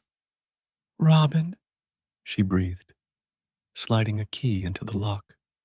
It turned with a faint click, and the door swung open, rusty hinges creaking. "You're a marvel," he said, stepping out, his voice low but warm. He took the bundle, a guard's tunic and helm, pilfered from the barracks. "Tuck?" "Below," she said, her blue eyes fierce in the torchlight. "2 guards on the dungeon door, more in the courtyard. I've got a plan, but we'll need your men." Robin nodded, pulling the tunic over his own, the helm shadowing his face. "John and Will, they'll be close. They won't leave us hanging." He paused, his hand brushing hers, the iron ring she'd given him glinting. "You sure about this, Marian? If they catch you, they won't," she cut in, her tone steel. "I've lived in that keep my whole life. I know its bones. Now move. We've got till the watch changes." They slipped through the corridors, Marian leading, her knowledge of the keep's twists a lifeline. The guard's garb got Robin past a drowsy sentry, his head bowed to hide his grin, and Marian's cloak made her a ghost in the shadows. They descended a spiral stair, the air growing colder, wetter, until they reached the dungeon level. A low vaulted hall lit by flickering sconces, its walls slick with damp. 2 guards lounged by the iron-bound door, dice rattling between them. Marian pressed against the wall, nodding to Robin. He took a breath, then stumbled forward, feigning a drunken sway. "Oi, lads," he slurred, his voice roughened to match the barracks' growl. "Captain wants a word. Something about the prisoner." The guards straightened, one scowling, the other reaching for his sword. "What's this, then?" the first growled. No one said. Robin lunged, the dagger flashing to knock the sword away, his fist slamming the man's jaw. The second swung, but Marian was there, her cloak whipping as she cracked a loose stone from the wall across his skull. Both crumpled, and Robin grinned, kicking their dice aside. "Nice swing," he said, Learned from the best, she replied, snatching their keys. They unlocked the door, its groan echoing, and stepped into the dungeon, a row of cells, their bars black with rust. Tuck, Robin hissed, peering through the gloom. A shuffle sounded, then a familiar grunt. Robin, you devil!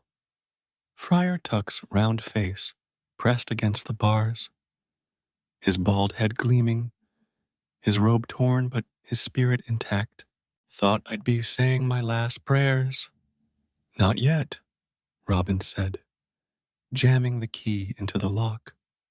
The cell sprang open, and Tuck stumbled out, clapping Robin's shoulder with a force that nearly toppled him. Bless you, lad, he said, then nodded to Marian. And you, lass? Heaven's got a special place for this. Save it for later, Marian said, her voice tight. We're not out. They retraced their steps, Tuck's bulk slowing them, his breath wheezing from days in the damp. The keep was stirring, boots clomped above, voices sharpened, and Robin knew the watch change was near. They reached the courtyard, a wide stone expanse ringed by walls and lit by braziers, guards pacing its edges. Marian pointed to a side gate, half hidden by a cart. There, she said. I left it unlatched. Robin nodded, but before they could move, a shout split the night. Prisoners loose! Torches flared, guards swarmed, and at the courtyard's center stood Guy of Gisborne, his sword drawn, his cold eyes locking on Robin. Run! Robin barked, shoving Tuck toward the gate. Marian darted ahead, her cloak billowing, but Gisborne was a hound unleashed, his blade slashing as he closed the gap. Robin spun, drawing the dagger, no match for a longsword, but he'd faced worse odds. Go! He yelled to Marian, meeting Gisborne's strike with a parry that jarred his arm. You're mine, Locksley, Gisborne snarled, his sword a blur.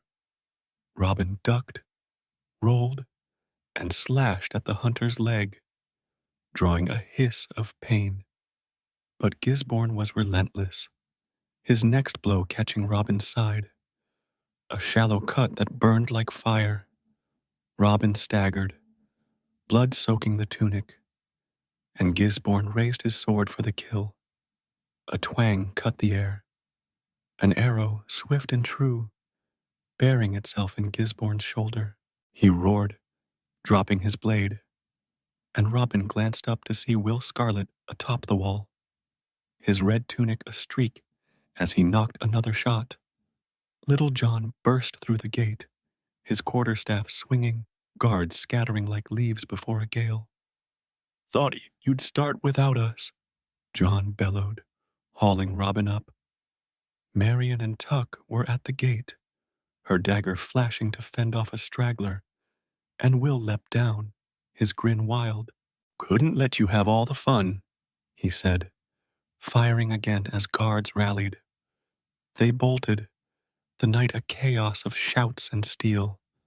Marian led them through alleys, her knowledge a thread through the maze, until Nottingham's walls faded behind them, Sherwood's embrace swallowing them whole.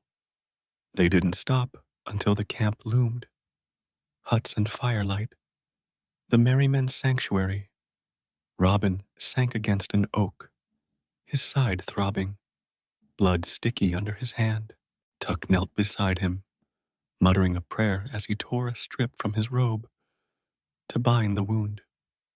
You'll live, he said, his tone gruff but relieved, though you're a fool for it. Worth it, Robin rasped, his grin weak but real. He looked to Marian, who stood nearby, her cloak streaked with dirt, her eyes bright with something he couldn't name. You're a wonder, he said, echoing his earlier words. She knelt, her hand brushing his, her voice soft. So are you. John clapped Tuck on the back, nearly toppling him, while Will sharpened an arrow, humming a tune. The forest settled, the moon their witness, but Robin's mind turned to Nottingham. The sheriff would rage, Gisborne would heal, and the fight was far from over. Back in the keep, Reginald DeVoe stood in the courtyard, his face a mask of fury as guards nursed bruises, and Gisborne clutched his shoulder, blood seeping through leather. The silver arrow lay at his feet, reclaimed in the chaos, a hollow prize. They think they've won, he hissed, his voice venom. But I'll burn Sherwood to ash before I'm done. Locksley will beg for the noose. He stormed inside, the night swallowing his oath, while in the forest, Robin's band rested, their fire a spark against the dark. The rescue was theirs, a victory under moonlight. But the war loomed larger, its shadow stretching toward dawn. Beyond the trees, the villages stirred, word of the escape spreading, whispers of the man in green growing louder. In Edwinstowe, a widow clutched a sack of grain from the heist, her prayers shifting from despair to hope. In Barnesdale, a boy carved a bow, dreaming of Sherwood. The merry men slept, their leader's blood staining the earth, but their spirit burned bright. Robin lay back, Marion's ring warm against his skin, her presence a steady pulse beside him. We'll need more than luck next time, he murmured, his eyes on the stars. We'll have each other, she replied, her voice a vow. The moon watched, silent and full, as Sherwood cradled its rebels, their legend growing with every breath. The dawn broke over Sherwood with a quiet that felt earned, its golden light filtering through the leaves to gild the camp in a soft, fleeting glow. Smoke curled from the fire pit, its embers still warm from the night's vigil, and the merry men stirred, their voices a low hum against the forest's rustle. Robin sat against an oak, his side bandaged tight by a Friar Tuck's steady hands, the pain a dull ache beneath the rush of their escape. His green cloak lay beside him, stained with blood and mud, a testament to the night they'd defied Nottingham's iron grip. Marion knelt nearby, her dark hair loose, her blue eyes tracing the faces of the band. Little John sharpening his quarterstaff, Will Scarlet restringing his bow, Tuck muttering a prayer over a jug of ale. She'd stayed after the rescue, her cloak swapped for a simpler tunic, her place among them unspoken but certain. Robin caught her gaze, a smile tugging at his lips, and she returned it, a spark of warmth in the morning chill. They'd won a battle, not the war, but the victory tasted sweet. Friar Tuck free, the sheriff humiliated, and Sherwood still theirs. John lumbered over, his shadow swallowing the firelight, and dropped a sack of apples at Robin's feet. From Edwinstowe, he rumbled, his grin wide. They're calling you a saint now, Saint Robin, stealer of gold and giver of bread. Robin laughed, wincing as the motion pulled his wound. No saint, he said, picking up an apple and tossing it to Will. Just a man with a bow and a grudge. And friends, Marion added, her voice firm. Don't forget that. Aye, Tuck said, raising his jug. To the merry men and woman, May we vex the sheriff till judgment day. They drank, the ale sharp and grounding, and for a moment the forest held them in its embrace, a sanctuary carved from defiance.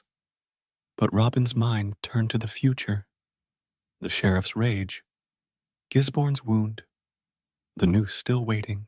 They'd struck a blow, but Nottingham's shadow loomed large, its walls bristling with steel and spite. Days turned to weeks, and Sherwood became more than a hideout. It became a heartbeat. The gold from the heist flowed to the villages, grain and meat filling empty bellies, and the merry men grew, their ranks swelling with outcasts and rebels. A widow from Barnesdale brought her son, a wiry lad with a knack for snares. A tinker from Locksley offered his cart, hiding blades in its false bottom. Robin trained them, his bow a teacher as much as a weapon, and Marian organized their stores. Her noble upbringing turned to practical use. Together, they built a community, huts rising among the oaks, laughter echoing where fear once reigned. One evening, as summer faded to autumn, Robin stood atop a hill, the forest sprawling below, its leaves tinged with fire. Marian joined him, her hand slipping into his, the iron ring he wore a quiet bond between them.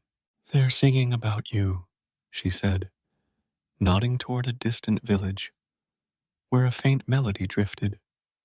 Robin Hood, bold and good, took from the rich to feed the wood.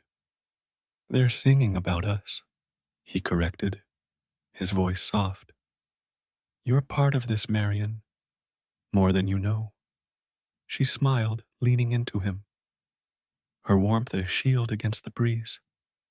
"Then let's make it official," she said, her tone teasing but sure. "Marry me, Robin of Sherwood, right here, under these trees." His breath caught, then broke into a grin. "You're mad," he said, pulling her close. "And I love you for it."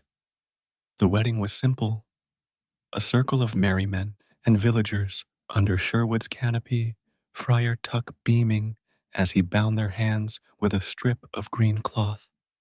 John stood as witness, his bulk dwarfing the crowd, while Will played a lute he'd salvaged, its strings singing a tune of joy and defiance.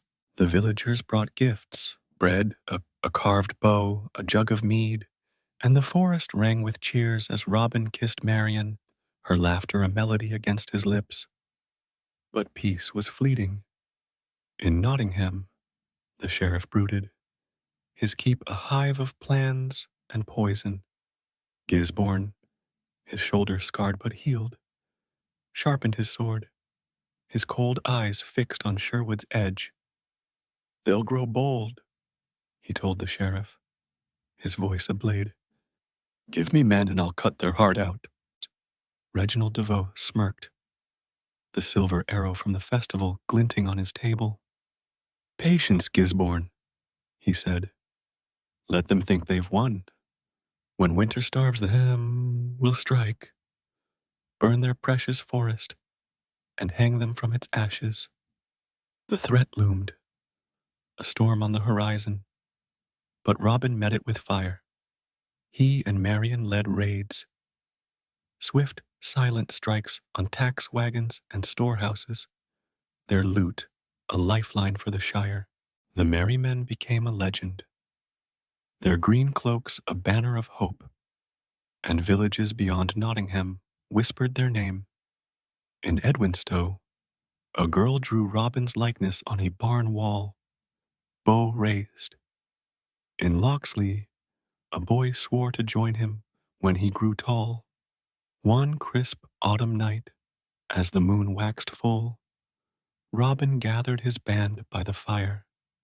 The camp had grown, a dozen huts, a watchtower of lashed branches, a caches of arrows hidden in a hollow oak. He stood, Marian at his side, and raised a horn of ale. "We've taken from the rich," he said, his voice carrying over the crackle. "We've given to the poor, but this isn't the end. The sheriff's coming, him and his hunter.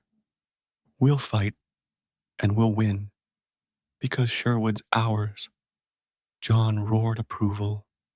Will whistled, and Tuck led a cheer that shook the trees. Marian squeezed Robin's hand, her eyes alight, and the band drank deep, their resolve aflame against the dark. Winter came, harsh and lean, but the merry men endured. The sheriff struck, raids on the forest's edges, fires that smoked but didn't catch. But Robin's band was ready, their traps and arrows turning hunters into prey. Gisborne led a charge once, his sword red with blood, but Will's shot and John's staff drove him back, his curses lost to the wind.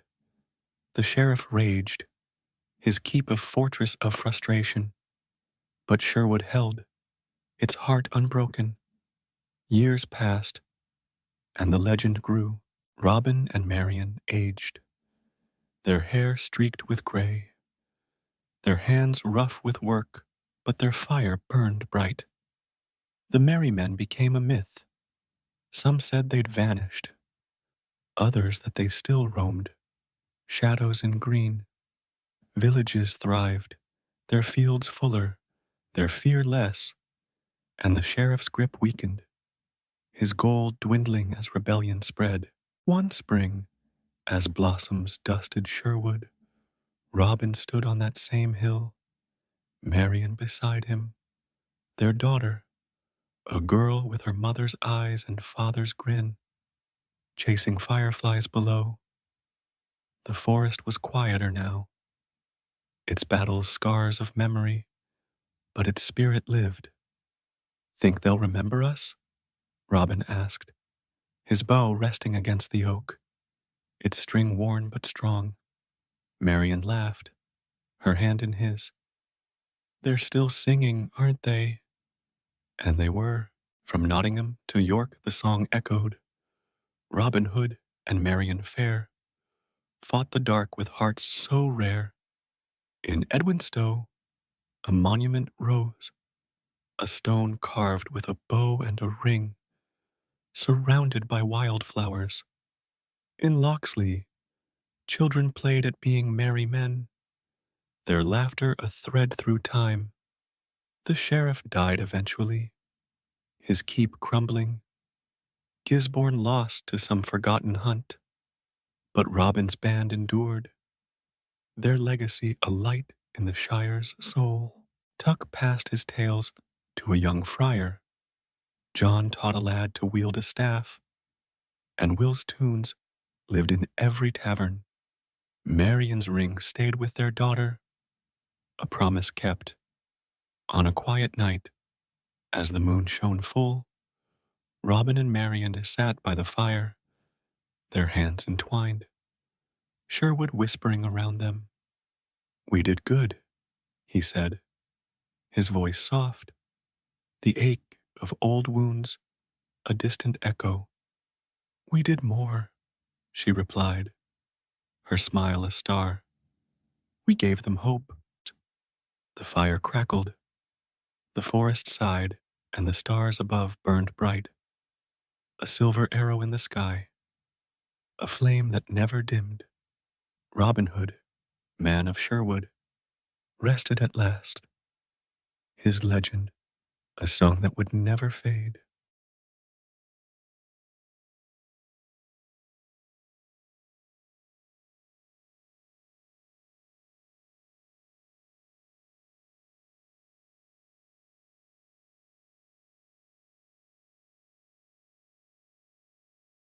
Story: King Arthur and the Knights of the Round Table. The wind howled across the fields of Britain, a land fractured and bleeding in the shadow of a lost king. It was the winter of 489 AD, and the realm lay in chaos. Uther Pendragon, The last High King was dead, his crown shattered by betrayal and war. Lords and warlords carved the land into petty fiefdoms, their swords clashing over scraps of power, while the common folk huddled in their hovels, praying for a savior they no longer believed in. In the midst of this turmoil, a boy named Arthur trudged through the frost-bitten grass, his breath fogging in the cold, his hands rough from a life of labor he didn't yet know was a lie. Arthur was 16, lean and wiry, with a mop of chestnut hair and eyes gray as the storm clouds overhead. He'd been raised by Sir Ector, a gruff but kind knight of middling rank, in a modest manor near the village of Caerleon. To Arthur, Ector was father, and Kay, Ector's brash, broad-shouldered son, was brother, though the two couldn't have been more different. Kay swaggered with a sword, dreaming of glory, while Arthur preferred the quiet of the woods, his hands more at home with a bow than a blade. He was a squire, a servant in all but name, content to polish Kay's armor and mend his tack, never questioning the blood that ran in his veins. That morning, the manor buzzed with news. A grand tournament in Londinium, called by the church to crown a new king.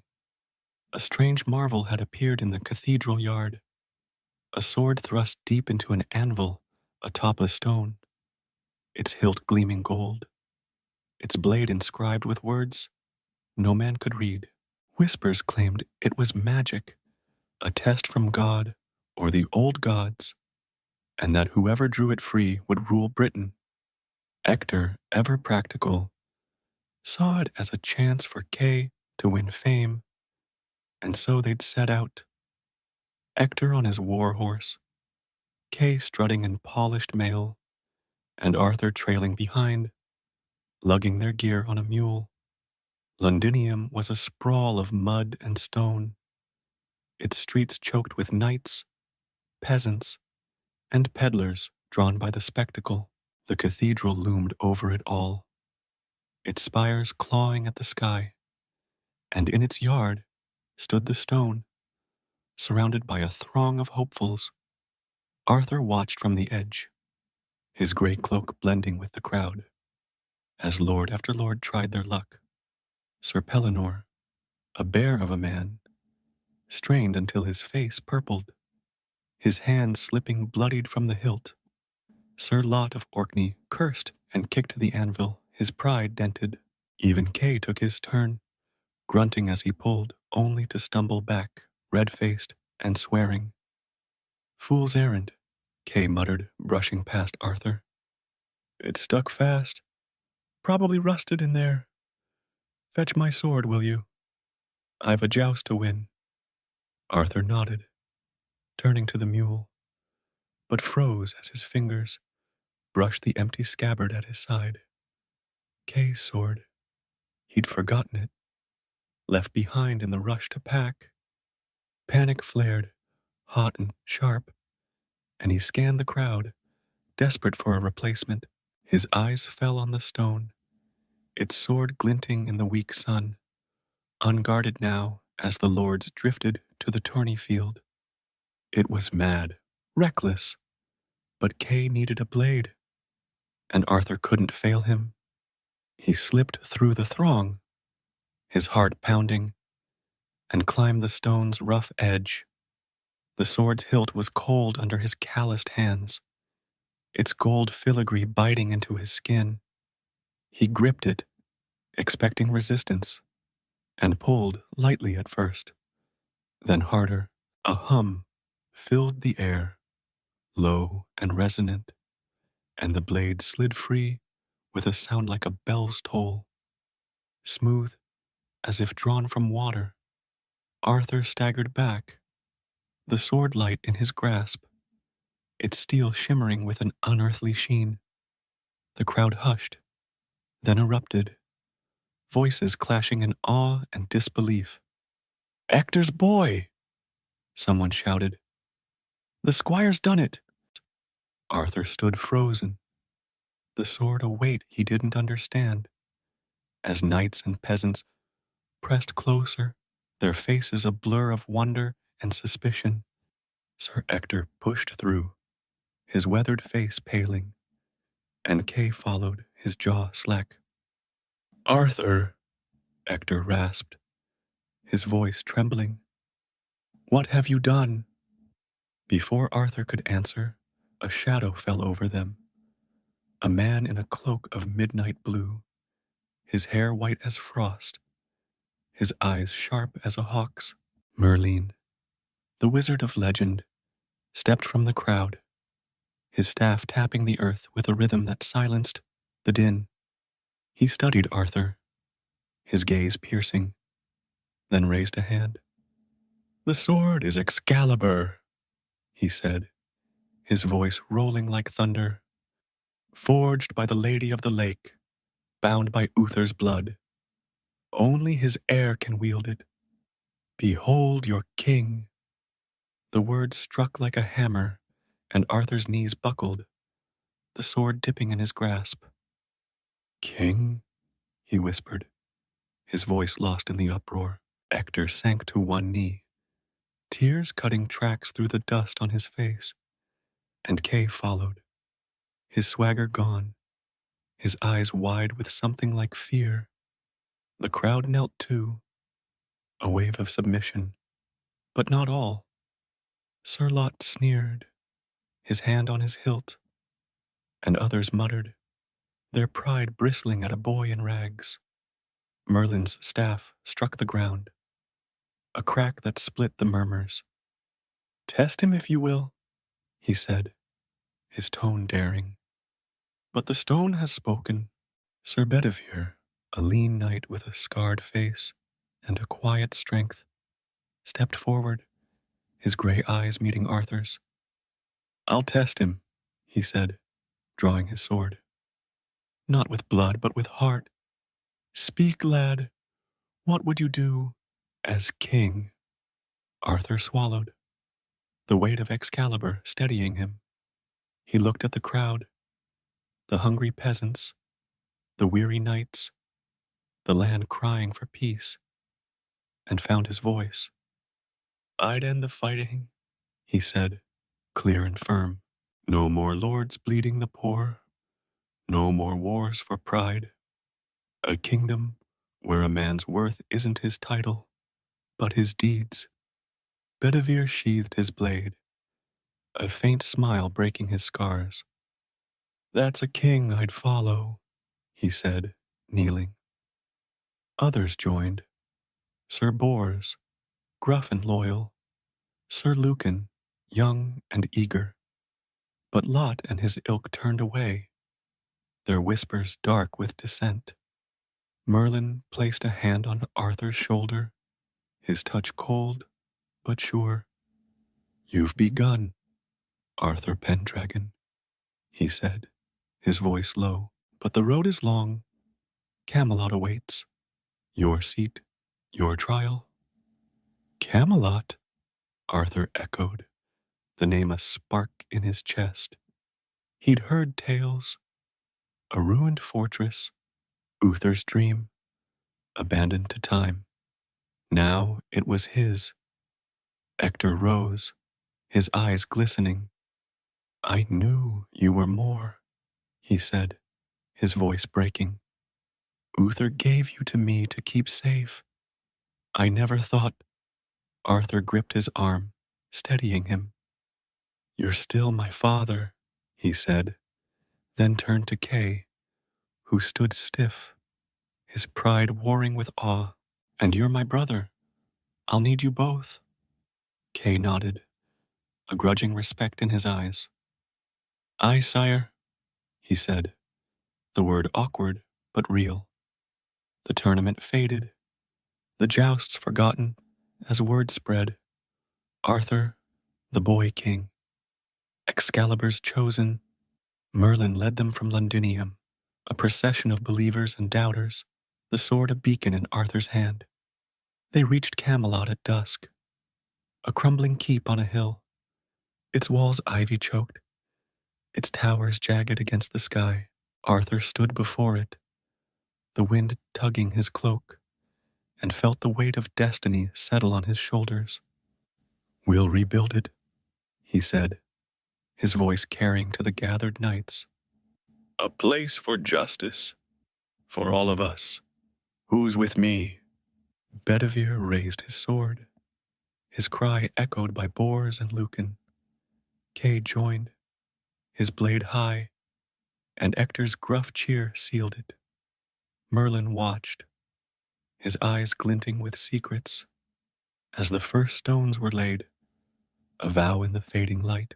That night, Arthur stood alone in Camelot's ruined hall, Excalibur in his lap, its glow a quiet companion. He was no king yet, not truly, just a boy with a sword and a dream. But the stone had chosen, and the land called. He'd answer whatever the cost.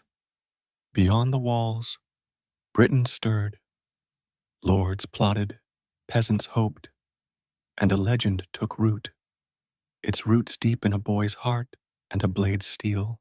The spring of 491 AD bloomed over Camelot, its fields greening under a sun that seemed to shine brighter with each passing day. The fortress, once a ruin of cracked stone and forgotten dreams, stood reborn, its walls patched with fresh mortar, its towers capped with slate, its gates flung wide to a kingdom stirring from chaos. Arthur Pendragon, now 20 summers old, walked its halls with a stride that belied his youth. Excalibur at his hip, its golden hilt a quiet reminder of the stone that had named him king. He was no longer the squire of Caerleon, but a ruler forging a vision, his gray eyes alight with purpose. The land wasn't yet his, not fully.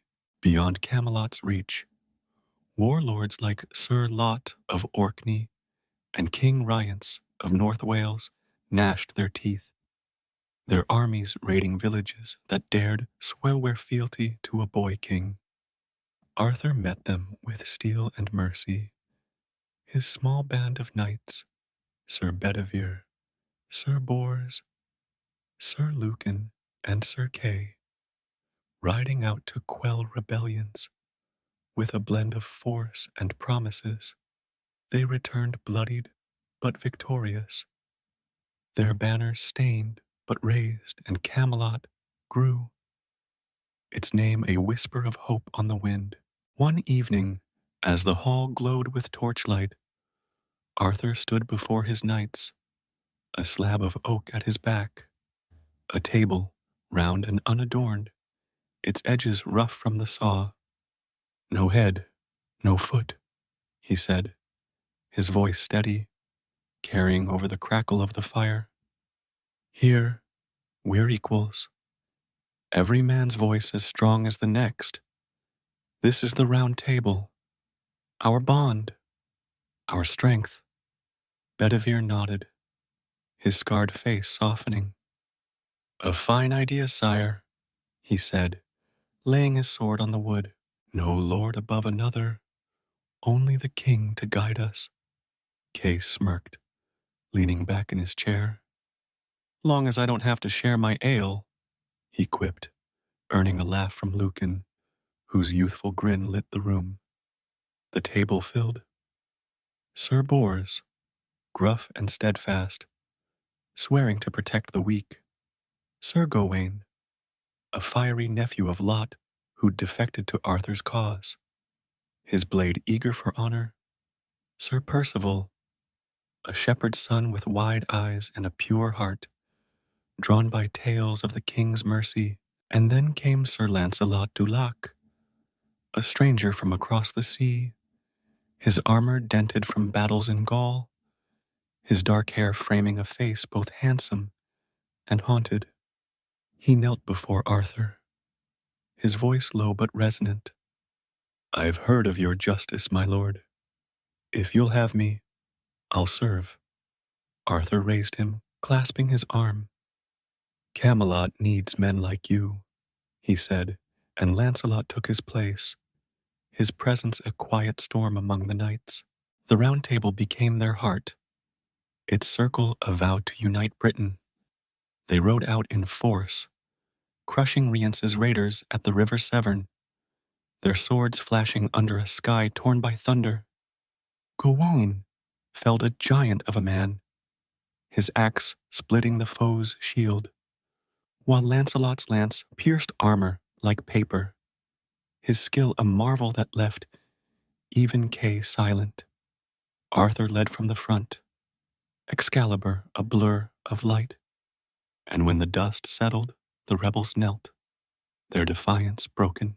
Villages cheered, their fields spared, and Camelot's banner, a dragon rampant on gold, flew higher. But a king needed more than steel. Merlin, ever watchful, appeared one dusk, his blue cloak swirling as he leaned on his staff. You've built a fortress, Arthur, he said, his voice a riddle. Now build a legacy, a queen, a line. Camelot must endure beyond your breath. Arthur frowned, the weight of rule pressing deeper. I'm no courtier, he said. Who'd wed a king still proving his crown? Merlin's eyes glinted. One who sees the man, not the title. She's coming tomorrow at the feast.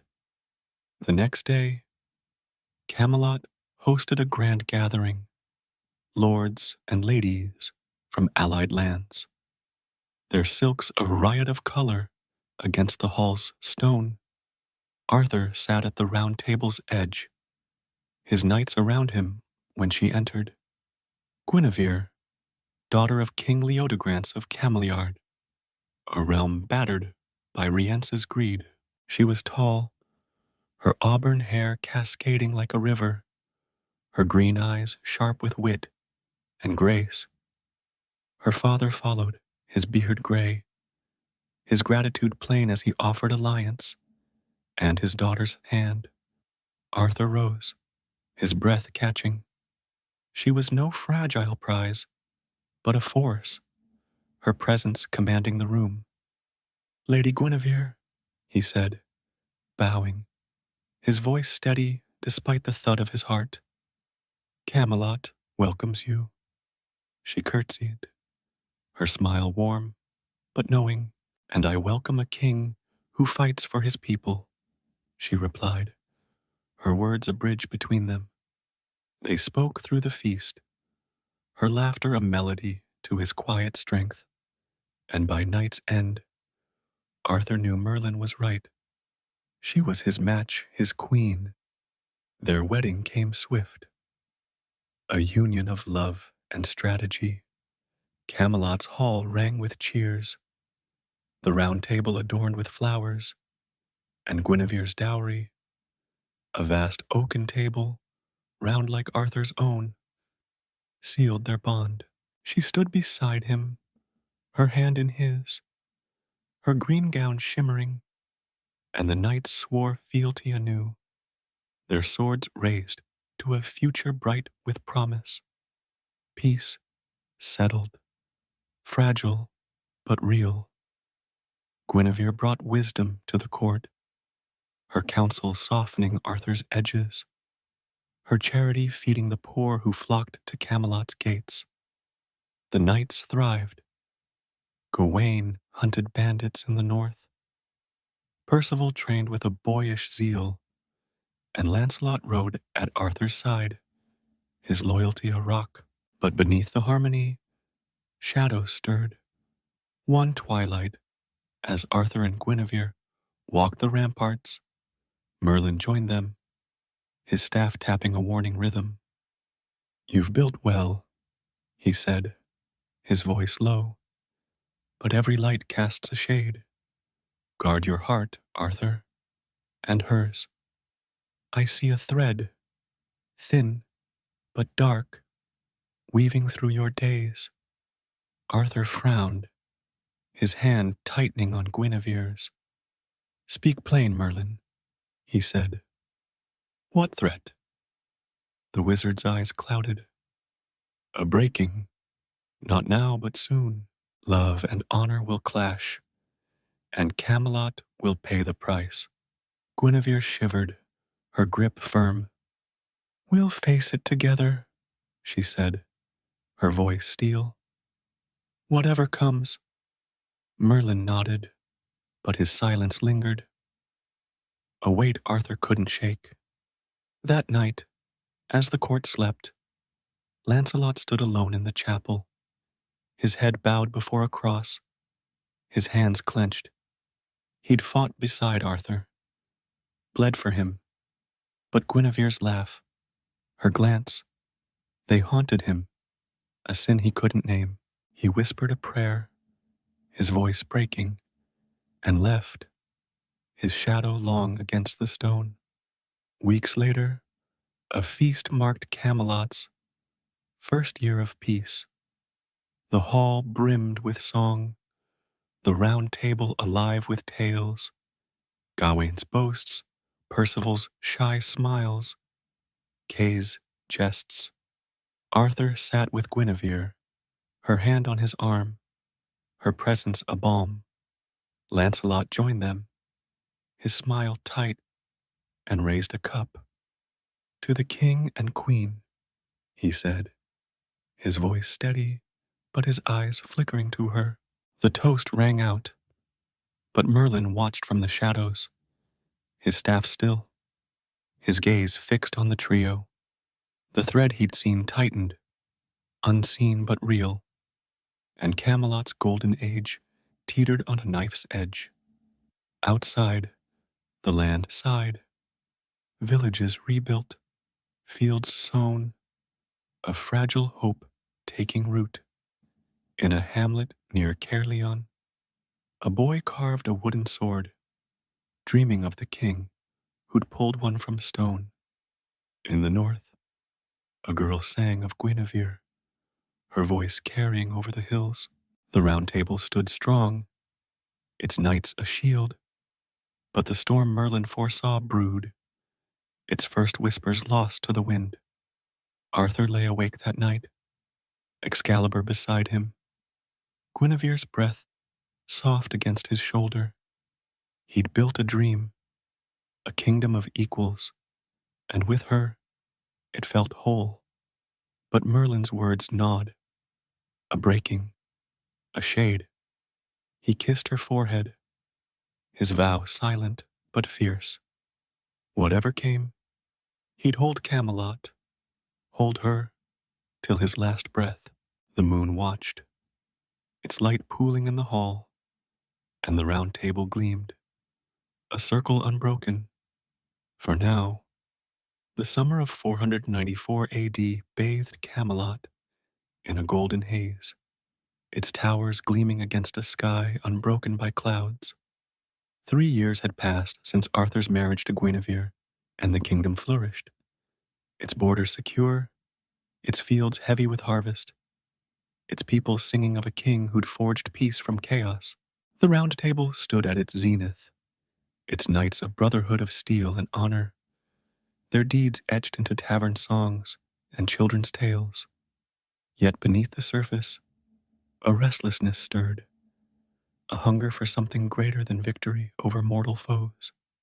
Arthur sat in the great hall, Excalibur across his knees, its blade catching the torchlight as he listened to Merlin's voice, low and resonant. The wizard stood before the round table, his blue cloak pooling like water, his staff tracing patterns in the air. A vision came to me, he said, his eyes distant, clouded with secrets. A chalice of light, the Holy Grail, lost since the days of the Nazarene. It calls from the wilds. Its power can heal the land, mend all wounds. It waits for the worthy. The knights leaned forward, their faces a gallery of hope and doubt. Sir Gawain, his auburn hair wild, slammed a fist on the table. A quest, he roared, his voice a trumpet. Let's find it. Prove Camelot's might to the heavens. Sir Percival, barely 20, his shepherd's hand still soft beneath calluses, nodded, his eyes wide. If it's holy, he said, his voice trembling with awe, it could save us all. Sir Lancelot, seated near Arthur, remained silent, his dark gaze fixed on the table's grain.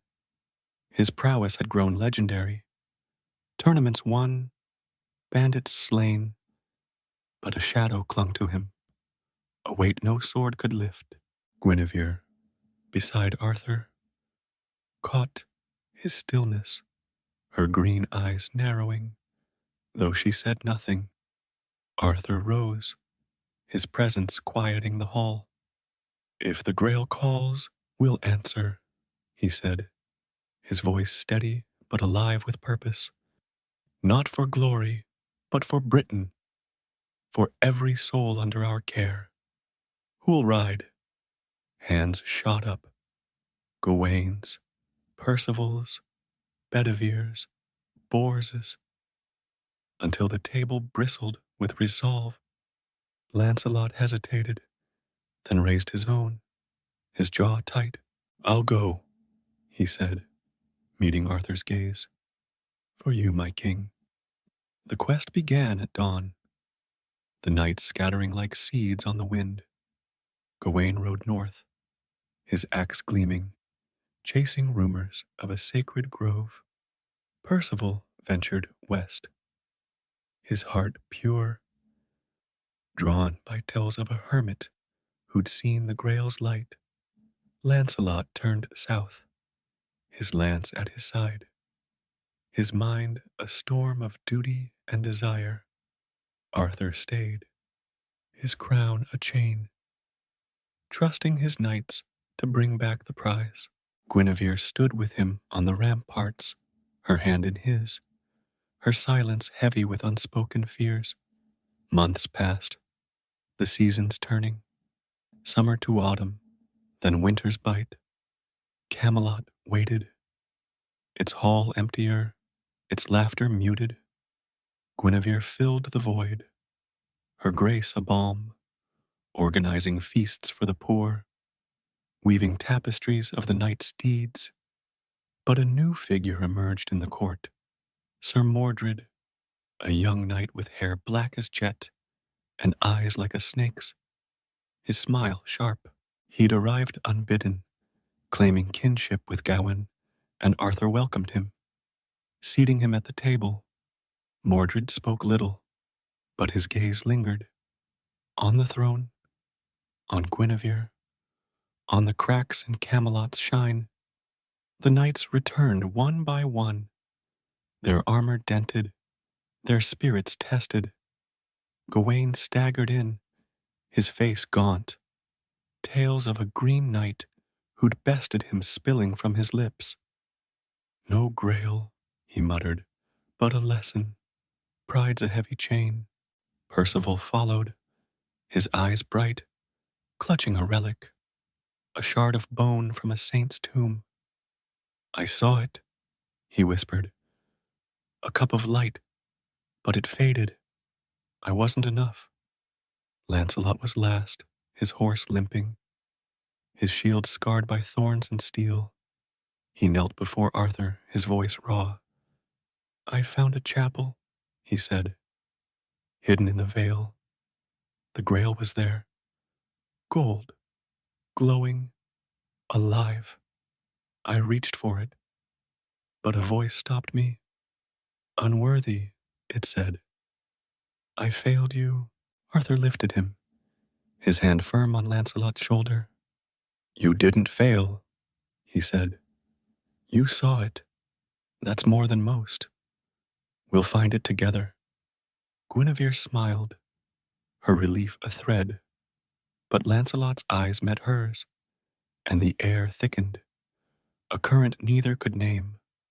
Mordred watched from the shadows, his lips curling, and Merlin, ever present, tapped his staff, his silence a warning. That night, a feast celebrated the knight's return, the hall ringing with song and clatter. Arthur raised a cup, his voice warm. To the round table, he said, and the Grail, still out there, still ours to claim. The knights cheered, but Lancelot slipped away, his cup untouched, his steps leading to the chapel. Guinevere found him there, kneeling before the altar, his head bowed.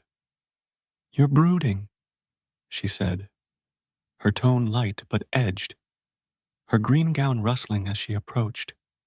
He looked up, his face a mask cracking. "I'm cursed," he said, his voice breaking. The Grail saw it. "My heart, it's not pure, not for Arthur, not for Camelot." She stepped closer, her hand hovering near his shoulder. "You're the best of us," she said, her words fierce. "No vision changes that." His eyes locked with hers, a storm breaking. "It's you," he whispered, the confession spilling like blood. "I love you, Guinevere. God help me, I've tried not to." She froze, her breath catching, her own heart a traitor. She'd felt it too, the pull, the warmth, but she was Arthur's, Camelot's. "Lancelot," she said, her voice trembling. "We can't. He's my husband. You're king." "I know," he said, standing, his thoughts clenched. "I'll leave. Tonight. Exile. It's the only way." "No," she snapped, her hand gripping his arm. "You're his shield. Stay. For him. For me. We'll bury this." He nodded, his jaw tight, and they parted, the chapel's silence swallowing their sin. But Mordred had followed, his shadow lingering at the door, his grin a blade. Days later, Arthur called Lancelot to the hall, Guinevere at his side. The court gathered. "The Grail's still lost," Arthur said, "but your quests have shown me Camelot's strength is here, in us. We'll build, not seek." The knights nodded, their faith renewed. But Mordred stepped forward, his voice smooth as oil. "A fine dream, sire," he said, "but dreams crack. I've heard whispers of weakness, of disloyalty. Shouldn't we root it out?" Arthur frowned, his gaze sharpening. "Speak plain, Mordred." The knight bowed, his eyes glinting. "Sir Lancelot," he said, "and your queen, they've grown close. Too close, some say." A hush fell, the hall a tomb. Arthur's feet hardened, but he raised a hand. "Lancelot is my brother," he said, his voice steel. "Guinevere, my heart, I trust them. You'll not poison this table with slander." Mordred retreated, his smile thin, but the seed was sown.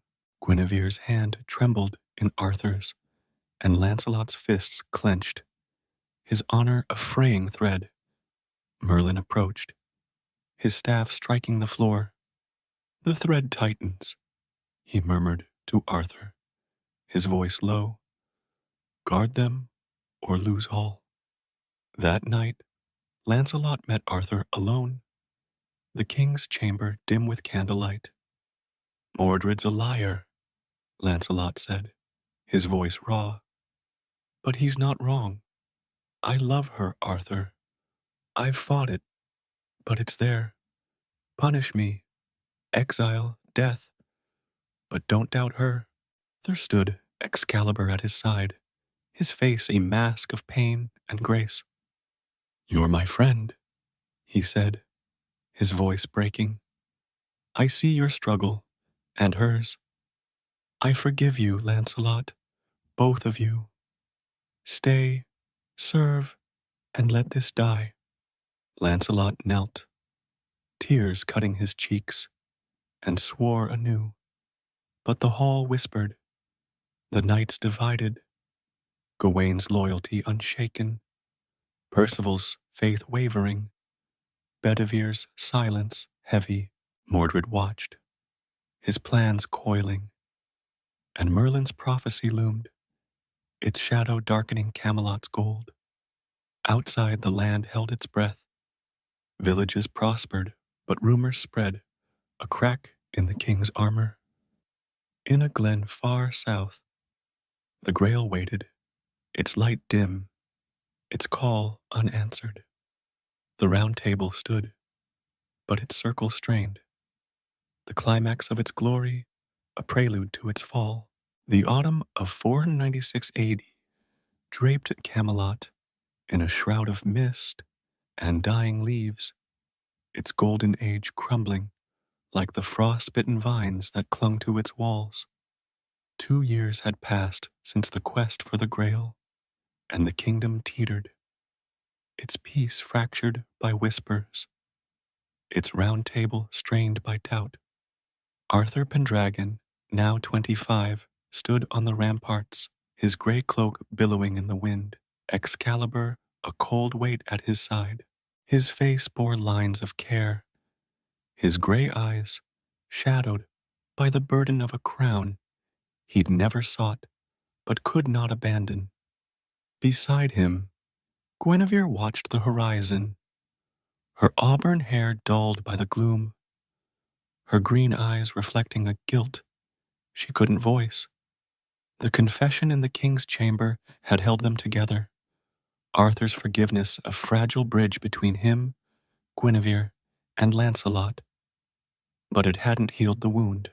Lancelot remained, his lance a pillar of Camelot's defense, but he rode alone now, his laughter silenced, his gaze averted from the queen.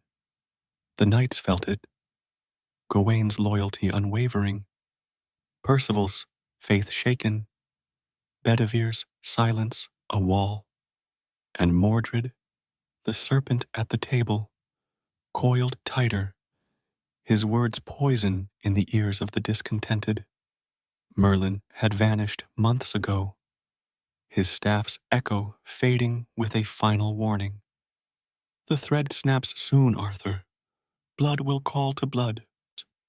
The wizard's absence left a void, and in it Mordred thrived.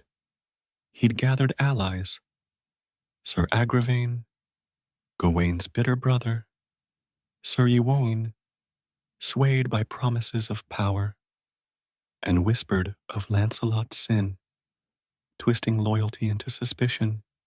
The court buzzed, a hive ready to sting, and Arthur, ever just, refused to act without proof. One gray dawn, Mordred struck. He stood before the round table, his black armor gleaming, his voice smooth as a blade. "My king," he said, bowing low, "I've borne silence too long. I am your son, born of Morgan le Fay, your sister, in a night you've forgotten. The throne is mine by blood." Arthur froze, the hall gasping, Excalibur's hilt biting into his palm. Morgan, his half-sister, a sorceress exiled years ago, had never spoken of a child. "Prove," he demanded, his voice steel despite the tremor in his chest. Mordred smiled, producing a ring, Uther's ring, stolen from Morgan's hand. "Ask her," he said, "but she's beyond your reach. I claim what's mine, not by force, but right." The knights erupted. Gawain's roar of denial, Bors' growl, Percival's stammered prayer. Lancelot stepped forward, his hand on his sword. "Lies," he said, his voice raw. You're a cur, Mordred, sniffing for scraps. Arthur raised a hand, silencing them. If it's true, he said, his gaze piercing Mordred. You're my kin, but Camelot's not yours to take. Serve or leave. Mordred's smile widened, venomous. I'll serve, he said, bowing again. But his eyes promised war. Days later, he acted. With Agravain and Ewain, he ambushed Lancelot and Guinevere in the gardens. A staged meeting, a trap. Swords clashed. Agravain fell to Lancelot's blade, and Mordred fled, shouting treason to the court. The truth twisted. Lancelot's love, Guinevere's innocence, became a noose. Arthur, torn between heart and duty, faced the knights, their faces a jury. I'll not kill them, he said, his voice breaking. Lancelot, leave Camelot. Exile, not death. Guinevere, stay as queen. This ends here. Lancelot knelt, his head bowed. Forgive me, sire, he whispered, then rose, his armor clanking it as he walked away, the gates closing on his shadow. Guinevere wept, her hands trembling, but stayed, her loyalty to Arthur a chain. Mordred seized the moment. He rallied the exiles, Lot's remnants, Rience's kin, forming an army in the north. His banner a twisted dragon, mocking Arthur's gold. Word reached Camelot, and Arthur called the table. He's my blood, he said, but he's a threat. We ride to Camlan, end this, or lose all. The knights rallied. Gawain, Bedivere, Bors, Percival, Lucan, fewer now, but fierce. They marched under a sky heavy with rain, the land trembling as Mordred's forces met them on the plain of Camlan, a field of mud and stone. The battle erupted, a storm of steel and screams. Gawain charged, his axe cleaving through Mordred's vanguard, his roar a beacon until a spear pierced his chest, his blood staining the earth. Bedivere fought beside Arthur, his sword a shield, while Percival, pure and desperate, felled a dozen before a blade took his leg, his cry lost to the wind. Arthur faced Mordred, father and son, king and usurper. Excalibur met Mordred's dark blade, forged by Morgan's spite, and the clash rang like thunder. You could have stood with me, Arthur shouted, his voice raw over the din. You're weak, Mordred spat, his eyes wild. Love broke you. Her, him. I'll take what you can't hold. Their duel was brutal, steel biting steel, blood mixing with mud.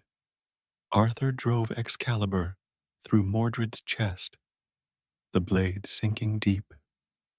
But Mordred's sword found Arthur's side, a mortal wound beneath his mail.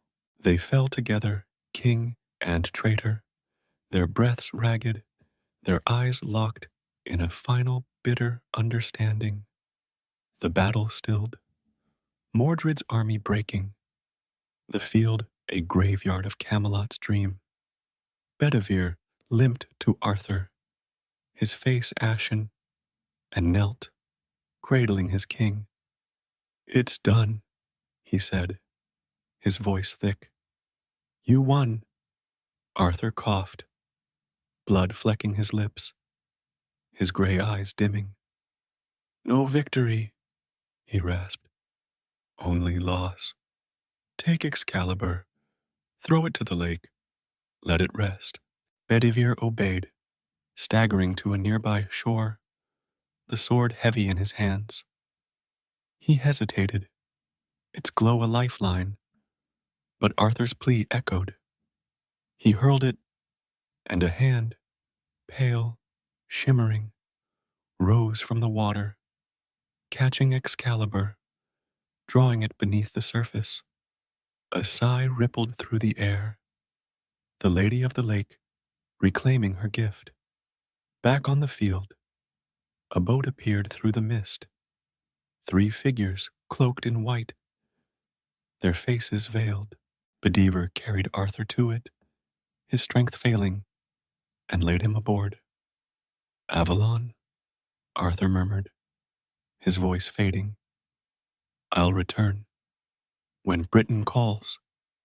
The boat drifted, swallowed by fog, and Bedivere sank to his knees. The last knight standing amidst the ruin. Camelot's banner fell, trampled in the mud, its dragon torn. In the castle, Guinevere watched from the tower, her cries silent as the news came. Arthur gone, Lancelot lost, the table broken. She donned a gray veil, her queen's crown set aside, and left for a convent, her steps heavy with grief and guilt. Lancelot, leagues away, heard the tale from a wandering bard, his lance falling from his hand. He turned from the world, his armor shed, seeking penance in a hermit's cell. The land mourned, villages wept, fields lay fallow, the dream of Camelot a memory. Mordred's name cursed, Arthur's revered, but the cost was a wound too deep to heal.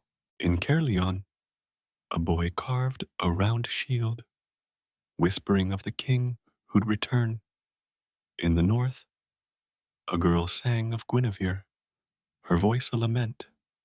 Arthur's boat reached Avalon, an isle of mist and apple trees, where he slept. Excalibur's house light dimmed, but not extinguished.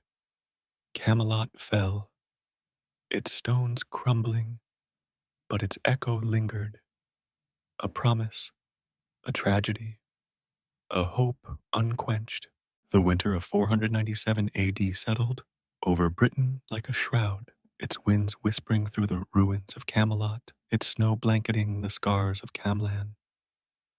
The kingdom Arthur had forged lay in fragments, its towers toppled, its fields untended, its people scattered to the mercy of petty lords who rose from the ashes of Mordred's rebellion. Yet amidst the silence, a spark lingered, a tale carried on the lips of bards and the dreams of the downtrodden. The king who'd pulled a sword from stone, who'd built a dream of justice, who'd fallen but not faded. Arthur Pendragon rested in Avalon, an isle hidden beyond the veil of mist, its shores ringed by apple trees heavy with eternal bloom. The boat that bore him had vanished into the fog, guided by the 3 queens, figures of myth, their faces veiled, their voices a soft dirge. He lay on a bed of moss, Excalibur's glow extinguished, his wounds bound by hands unseen. His breath was shallow, his gray eyes closed, but a pulse lingered, faint and steady, as if tethered to the land he'd sworn to save. The Lady of the Lake watched over him, her presence a ripple in the water, her promise a whisper. When Britain bleeds, he will rise. In the waking world, Guinevere walked a different path. She'd fled Camelot's crumbling halls, her green gown traded for a gray habit, her auburn hair shorn beneath a nun's veil. The convent of Glastonbury took her in, its stone walls a refuge from the storm of her heart. She knelt daily in its chapel, her prayers a litany of grief, for Arthur lost to her, for Lancelot exiled by her love, for Camelot broken by their choices. Her hands, once soft with silk, grew rough with labor, tending the sick, weaving cloth, her penance a silent vow to atone. The sisters whispered of her past, their voices hushed with awe and pity, but Guinevere spoke little, her green eyes distant. One night, as snow fell beyond the chapel's stained glass, she traced a carving in the pew, a crude circle, a memory of the round table, and wept, her tears a river for all she'd lost. Forgive me, she murmured to Arthur, to God, to the kingdom she'd failed. The wind answered, carrying her words to the ether, and she felt a warmth, fleeting but real, as if he heard. Lancelot, too, sought redemption, his path a mirror to hers. He'd shed his armor in a forest glade, his lance buried beneath an oak, his shield shattered against a rock. The knight who'd once ridden invincible now wandered as a hermit, his dark hair streaked with gray, his frame gaunt beneath a tattered robe. He settled in a cave near the Welsh hills, its mouth open to the stars, its walls cold but sheltering. There, he fasted and prayed, his knees bruised on stone, his voice hoarse with pleas for absolution. Villagers found him by chance, a wild man, they thought, until his eyes, still sharp with a warrior's fire, betrayed his past. They left bread at his cave, whispering of Sir Lancelot, the fallen star of Camelot, and he took it, his thanks a nod. One dawn, as mist curled around the hills, he carved a cross into the rock, his hands trembling, and spoke aloud for the first time in months. I love them both, he said, to the wind, to the silence. My king, my queen, if I could have died at Camlan. His voice broke, and he sank, the weight of honor and sin, a chain he'd never shed. Britain mourned, its people clinging to fragments of the past. Sir Bedivere, the last knight of the table, wandered south, his scarred face a map of loss, his sword sheathed but ready. He carried Arthur's tale to villages and courts, his voice steady as he spoke of the king's final words. I'll return. In Caerleon, he built a shrine, a stone circle by the river, its center marked with a slab where Excalibur had once shone. Peasants left offerings, flowers, coins, a child's wooden sword, and Bedivere knelt there, his vigil a bridge between memory and hope. The knights were gone, Gawain buried at Camlan, his axe beside him, Percival lost to fever, his relic clutched in death. Bors and Lucan vanished, their fates unwritten. Mordred's name became a curse, his body burned by his own men, his legacy ash. Camelot's stones were scavenged, its hall a hollow shell, but its spirit lingered, a ghost in the land's bones. Years turned to decades, and the tale grew. In Glastonbury, Guinevere aged, her hands frail, but her spirit unbroken. She died one winter, her last breath a prayer, and the sisters buried her beneath an oak, its roots cradling her grave. A bard sang of her, Guinevere the fair, queen of tears, heart of Camelot's fall, and the wind carried it, a lament across the hills. Lancelot lived longer, his cave a hermitage pilgrims sought. He spoke to them, his voice cracked but clear, of Arthur's dream, of the table's light. One spring, his strength failed, and he lay beneath the stars, his eyes on the sky. Wait for me, he whispered to Arthur, to Guinevere, and passed, his body found by a shepherd, his cross a marker. The people buried him there, a cairn rising, and named the hill Lance's Rest, a shrine to a knight redeemed.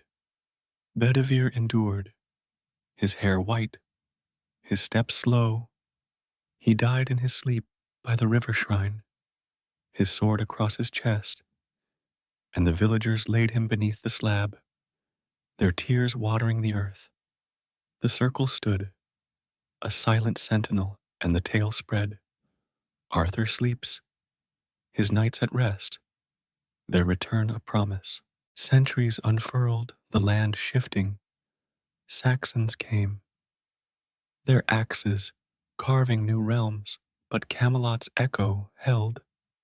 In a tavern near Londinium, a bard strung his harp, his voice weaving the saga. King Arthur bold, with table round, fought for right till fate unbound. Children played at nights, their sticks clashing, their dreams alight with Excalibur's glow.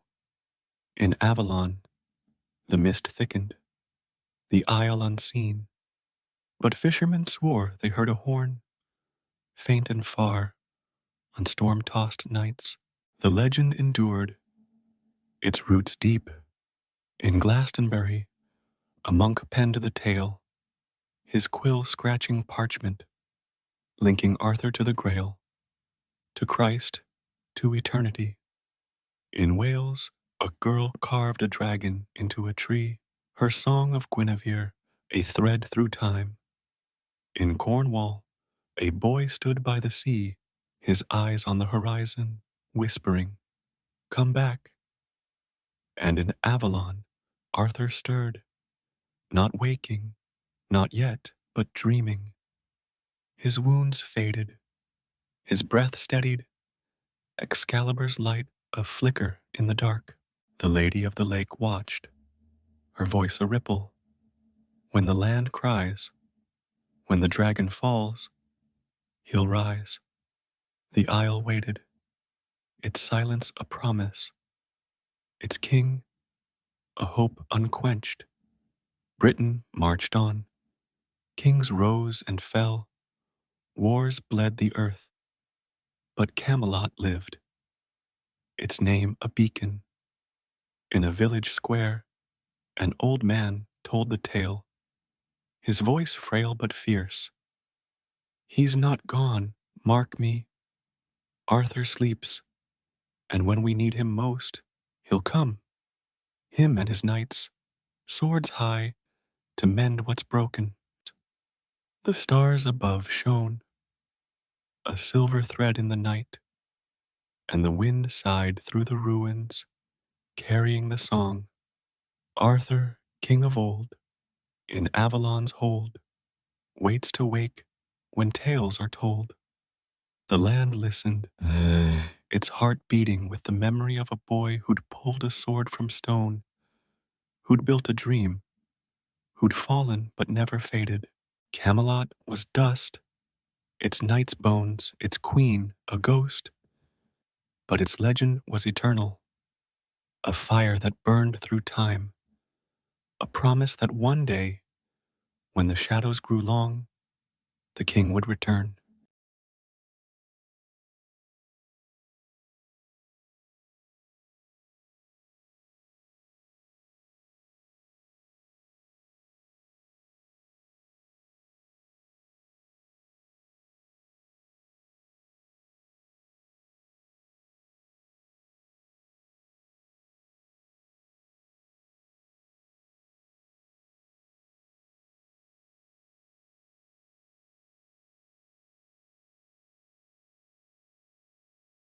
Story: Beneath the full moon, the village of Carterhoff lay nestled in a crook of the lowlands, a cluster of stone cottages and thatched roofs, hemmed by rolling hills, and the dark, whispering edge of the forest that bore its name.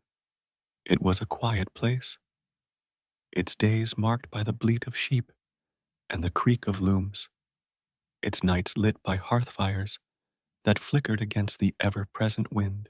The people of Carterhaugh were sturdy folk, their hands rough from work, their tales rich with the weight of old superstitions, tales of the forest, of the fair folk who danced within its shadows, of voices that sang when the moon was high. They called it the Forbidden Wood, a boundary no one crossed, not for firewood, not for game, not for anything the earth might offer beyond its tangled eaves. Janet was different. She was 19, with hair the color of ripe wheat and eyes a sharp, unyielding gray that seemed to see through the world rather than past it. She was the miller's daughter, her father a broad man with a laugh like thunder, her mother a quiet woman whose hands spun wool into thread as fine as spider silk. Janet had their strength, their stubbornness, but none of their caution. Where others saw danger in the forest, she saw mystery, a call she couldn't resist, a song she couldn't name.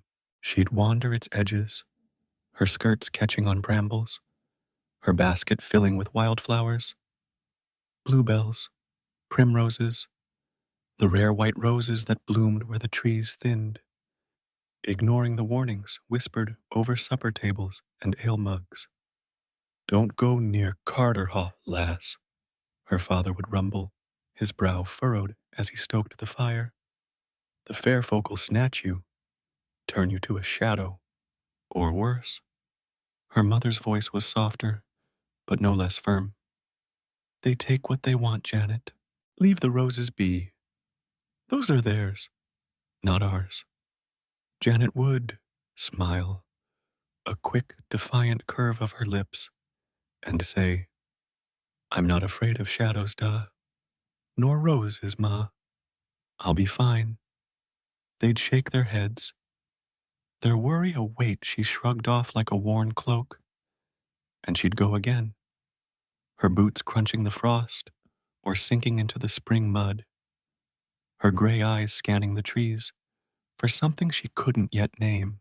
It was a late summer, the air thick with the scent of heather and the hum of bees, when she met him. The sun hung low, a golden smear on the horizon, casting long shadows that stretched from the forest like fingers reaching for the village. Janet stood at the wood's edge, her basket heavy with roses, their petals soft against her fingers, when a rustle broke the stillness. Not the wind, not a deer, but something deliberate, alive. She turned, her heart quickening, and saw him step from the trees, a young man, tall and lean, his hair a dark tumble over his brow, his eyes a piercing green that caught the fading light like sea glass. He wore a tunic of gray wool, patched and faded, and a cloak that shimmered faintly, as if woven from mist rather than thread. His boots were silent on the grass, his steps too graceful, too sure, and Janet felt a prickle along her spine. Not fear, but something sharper, a thrill that made her stand taller, her chin lifting as he approached. "You shouldn't be here," he said, his voice low, smooth as water over stone, carrying a lilt she couldn't place. "These woods aren't safe for your kind." "My kind," she said, her tone sharp, her gray eyes narrowing. "I'm no stranger to Carterhaugh. I pick what I please, roses and all. Who are you to tell me otherwise?" He stopped, a faint smile tugging at his lips, though his eyes held a shadow she couldn't read. "I'm Tam Lin," he said, his name a breath on the wind. "And these woods belong to them, the fair folk. They don't take kindly to trespassers, especially ones bold enough to steal their flowers. Janet laughed, a bright, defiant sound that startled a bird from the branches above. Steal? I take what grows free. If the fair folk want their roses, let them come and claim them.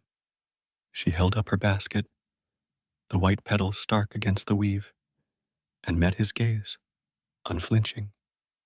Tam Lin's smile faded, his expression shifting, admiration perhaps, or warning. You're brave, he said, stepping closer, his cloak brushing the grass. Foolish, maybe, but brave. Most run from this place. You don't. I don't run from anything, she said, her voice steady, though her pulse raced as he stood near, his presence a warmth she couldn't explain. And you're no fairy. Too solid, too real. What are you, Tam Lin? He hesitated, his green eyes searching hers, and then he sighed, a sound that carried years of weight.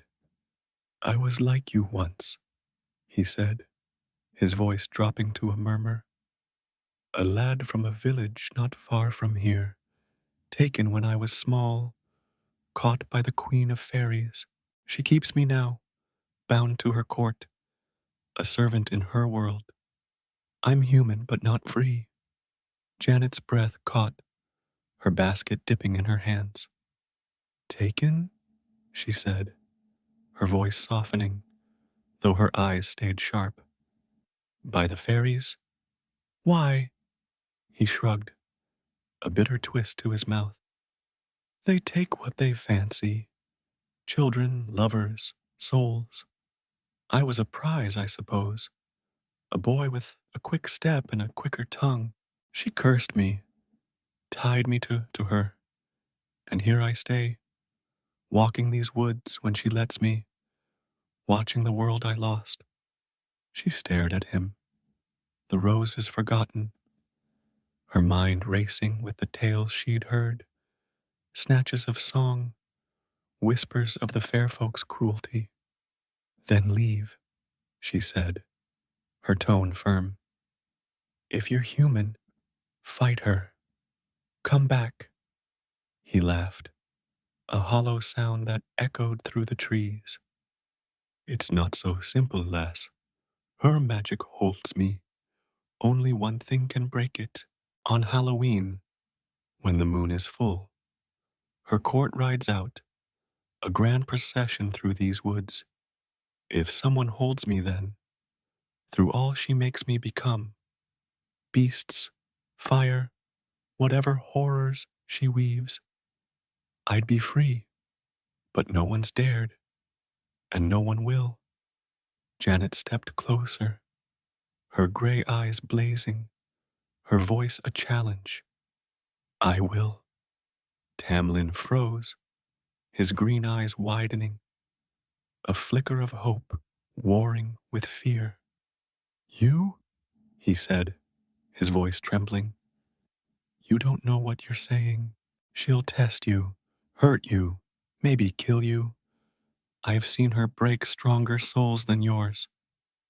Then she'll meet her match, Janet said, her chin lifting, her smile fierce. I'm not afraid of her, Tam Lin. If you're trapped, I'll pull you out. Tell me how. He stared at her, his breath shallow, and then he shook his head, a mix of awe and dread in his gaze. You're mad, he murmured, but his voice softened, a thread of something warmer weaving through it. Brave and mad. All right, listen then. Halloween night, when the moon rises full, they'll ride from the heart of the wood. I'll be at the back, on a white horse. Pull me down, hold me tight. Don't let go, no matter what I become. If you falter, she'll take us both. I won't falter, she said, her voice a vow, her hands tightening on the basket. I'll hold you. He stepped closer, his cloak brushing her arm, his green eyes searching hers. Why? He whispered, his voice raw. You don't know me. Not really. Why risk it? She met his gaze, unflinching, and felt it. A spark, a pull, a thread she couldn't name, but couldn't deny. Because you're real, she said, her voice steady. Because you're trapped, and I'm not one to leave a soul behind. Because I want to. Tam Lin's breath hitched, his hand reaching out, hesitating, then dropping to his side. You're a wonder, Janet, he said, his smile faint but true. If you mean it, take this. He slipped a silver ring from his finger, a simple band, worn smooth, etched with a faint crescent, and pressed it into her palm. It was my mother's, before they took me. It'll guard you, maybe, when the time comes. Keep it close. She closed her fingers around it, the metal cool against her skin, and nodded, her gray eyes fierce. I'll be there, Tam Lin. Halloween night. I'll hold you. He stepped back, his cloak shimmering, his form fading into the trees as the shadows lengthened. Be sure, he said, his voice a whisper on the wind. It'll cost you more than you know. Then he was gone, the forest swallowing him, leaving Janet alone with the roses, the ring, and the vow that burned in her chest. She turned back to Carterhoff, the sun sinking below the hills, the first stars piercing the sky. The village glowed ahead, its hearths a warm contrast to the wood's dark edge, and she walked on, her basket swinging, her steps firm despite the ache of something new. A love, untested but fierce, a promise she'd keep. The forest whispered behind her, a song she couldn't hear but felt, and she clutched the ring, its silver a weight against her palm. That night, by the fire, her father grumbled about the wood. Her mother spun her wool, and Janet sat silent, her gray eyes on the flames. They didn't know, couldn't know, what she'd sworn, what waited under the full moon. Halloween was weeks away, but it loomed, a shadow she welcomed, a challenge she'd meet. She'd hold Tam Lin, break the queen's curse, and bring him home, whatever it took, whatever it cost. The wind howled outside, carrying the forest's call, and Janet smiled, her heart steady, her will unshaken. The days after Janet's vow slipped by in Carterhoff like leaves caught in a slow current, the late summer fading into the crisp bite of autumn. The hills turned gold and russet, the air sharpened with the scent of frost, and the village settled into its rhythms. Sheep shorn, wool spun, hearth stoked against the lengthening nights. But beneath the quiet hum of daily life, a tension grew, a whisper that crept from the forest's edge and wound its way into Janet's bones. She carried Tam Lin's ring in her pocket, its silver a cool weight against her thigh, a silent promise that pulsed with every step she took toward Halloween. She didn't speak of him, not to her father, whose gruff warnings about the wood had grown sharper, nor to her mother, whose eyes narrowed with a mother's knowing whenever Janet lingered too long by the window, her gaze on the trees. She kept him close, a secret stitched into her heart, his green eyes and low voice, a thread she traced in the quiet moments, by the fire, in her narrow bed, under the stars that wheeled closer to the night she'd sworn to meet him. She wasn't afraid, not yet, but she felt it. A pull, a shadow, a call from the forest that grew louder as the moon waxed toward full. It was a week after their meeting, the air cool and the sky a deep indigo, pricked with stars, when she slipped out again. The village slept, its cottages dark, the only sound the wind rustling the thatch and the distant bleat of a restless sheep. She wore her cloak, gray wool, patched at the elbows, and carried a knife at her belt, its blade small but sharp, a comfort more than a weapon. Her boots crunched on the frost-kissed grass as she crossed the fields, the forest looming ahead, its trees a wall of shadow that swallowed the starlight. She stopped at its edge, her breath fogging in the chill, and called soft but firm, "Tam Lin." The woods answered with a rustle, a sigh, and he stepped from the trees, his cloak shimmering faintly, his dark hair catching the moonlight. He moved with that same grace, too smooth for a mortal, and his green eyes found hers, a mix of relief and dread in their depths. "Janet," he said, his voice low, warm, a thread that tugged at her chest. "You came back?" "I said I would," she replied, stepping closer, her gray eyes steady. "I meant it. Halloween night. I'll hold you, but I need to know more. Tell me what you'll do, Tam Lin. What's the curse?" He sighed, his breath a faint cloud, and gestured her deeper into the wood, away from the village's prying ears. She followed, her boots sinking into moss, the trees closing around them like a cathedral of bark and shadow. The air grew thicker, tinged with a scent she couldn't place, sweet, sharp, like honeysuckle and iron, and the silence deepened, broken only by the snap of twigs underfoot. He stopped by a gnarled oak, its roots twisting into the earth, and turned to her, his face pale in the moonlight. "The Queen's curse," he began, his voice steady but heavy, "is old, older than me, older than Carterhoff. She takes us, humans, strays the ones she fancies, and binds us to her court. I was 7 when she stole me, riding with my father's hunt. She likes the young, the bold, keeps us as servants, guards, playthings. I've served her since, trapped between worlds, human but not free." Janet's hand tightened on her cloak, her gray eyes narrowing. "And Halloween?" He nodded, leaning against the oak, his cloak blending with its bark. "It's her night, the night the veil thins, when her court rides out to claim what's theirs.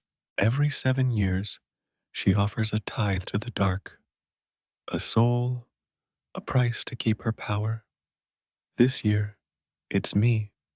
She'll parade us through the wood, a grand show, and I'll be the last marked for the end. But there's a chance, a loophole, if you're brave enough. If someone holds me through her magic, through what she makes me become, I'll slip her grasp." "What she makes you become," Janet said, her voice sharp, cutting through the stillness. "Tell me." Tam Lin's eyes darkened, his hands clenching at his sides. "She'll test you," he said, his voice dropping to a whisper. "When you pull me from the ride, I won't stay me. First, a lion, claws and teeth, roaring to tear you apart. Then a snake, cold, slippery, coiling to crush. Then fire, burning, wild, to sear your hands. You'll want to let go. God knows you'll want to, but you can't. Hold tight, Janet, through it all. And when the fire fades, I'll be me again, free. If you falter, she'll take us both. Me to the dark, you to her court. Janet's breath hitched, her hands curling into fists, but her gray eyes didn't waver. A lion, a snake, fire, she repeated, her voice steady despite the chill creeping up her spine. I'll hold you. I'm not afraid. He stepped closer, his green eyes searching hers, a flicker of something, hope, fear, longing in their depths. You should be, he said, his voice raw. She's not just magic. She's wrath, Janet. Cold, beautiful, cruel. She'll laugh as you burn, whisper as you bleed. I have seen her break men twice your size, women with hearts like steel. You're brave, braver than I've known, but it'll cost you. Then I'll pay, she said, her chin lifting, her smile faint but fierce. I've held sheep in a gale, wrestled rams when they bolt. I've burned my hands on the hearth and not cried. I'll hold you, Tam Lin. Lion, snake, fire, whatever she throws, you're worth it. He stared at her, his breath shallow, and then he laughed, a soft, broken sound that echoed through the trees.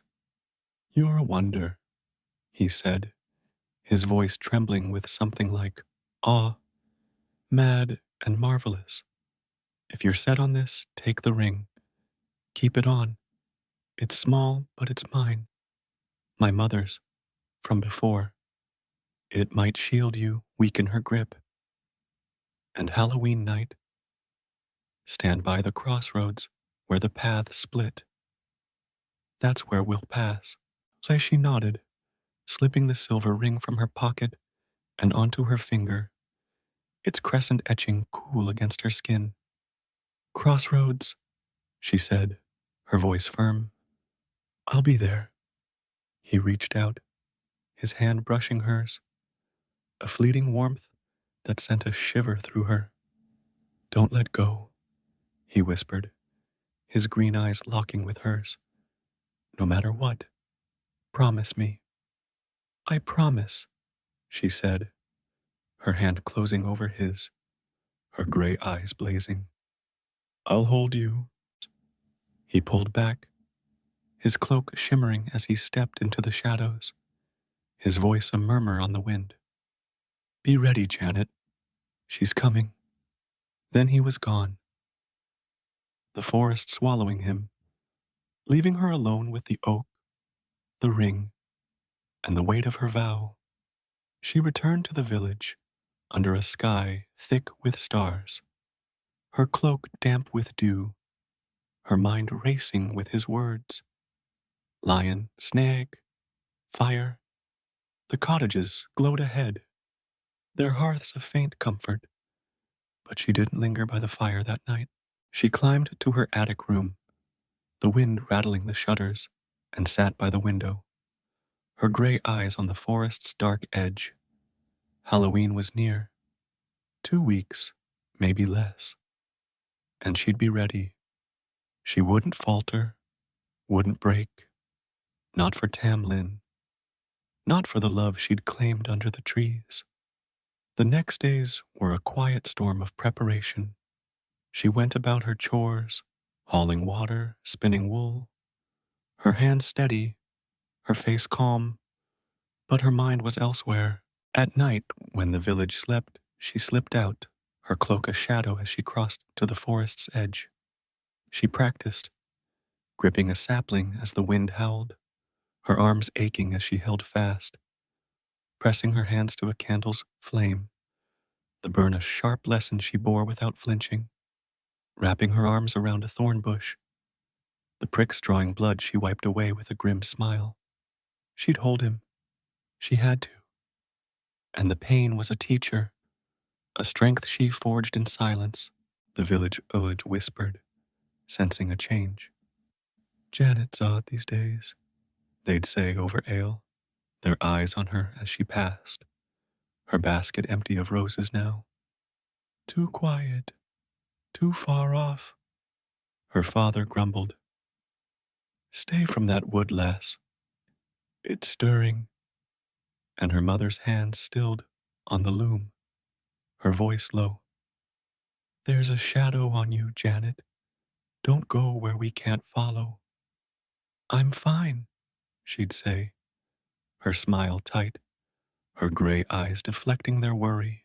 The moon waxed, a silver coin fattening in the sky, and Janet felt it, the forest waking, the air thickening, a hum she couldn't hear but knew.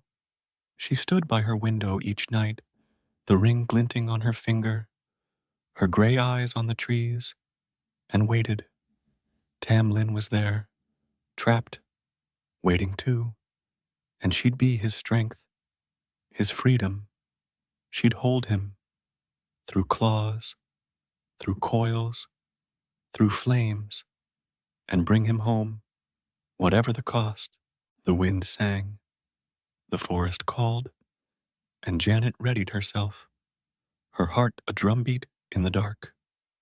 The night of Halloween descended on Carterhaugh with a stillness that felt alive, a hush that thrummed with unseen eyes and unheard songs.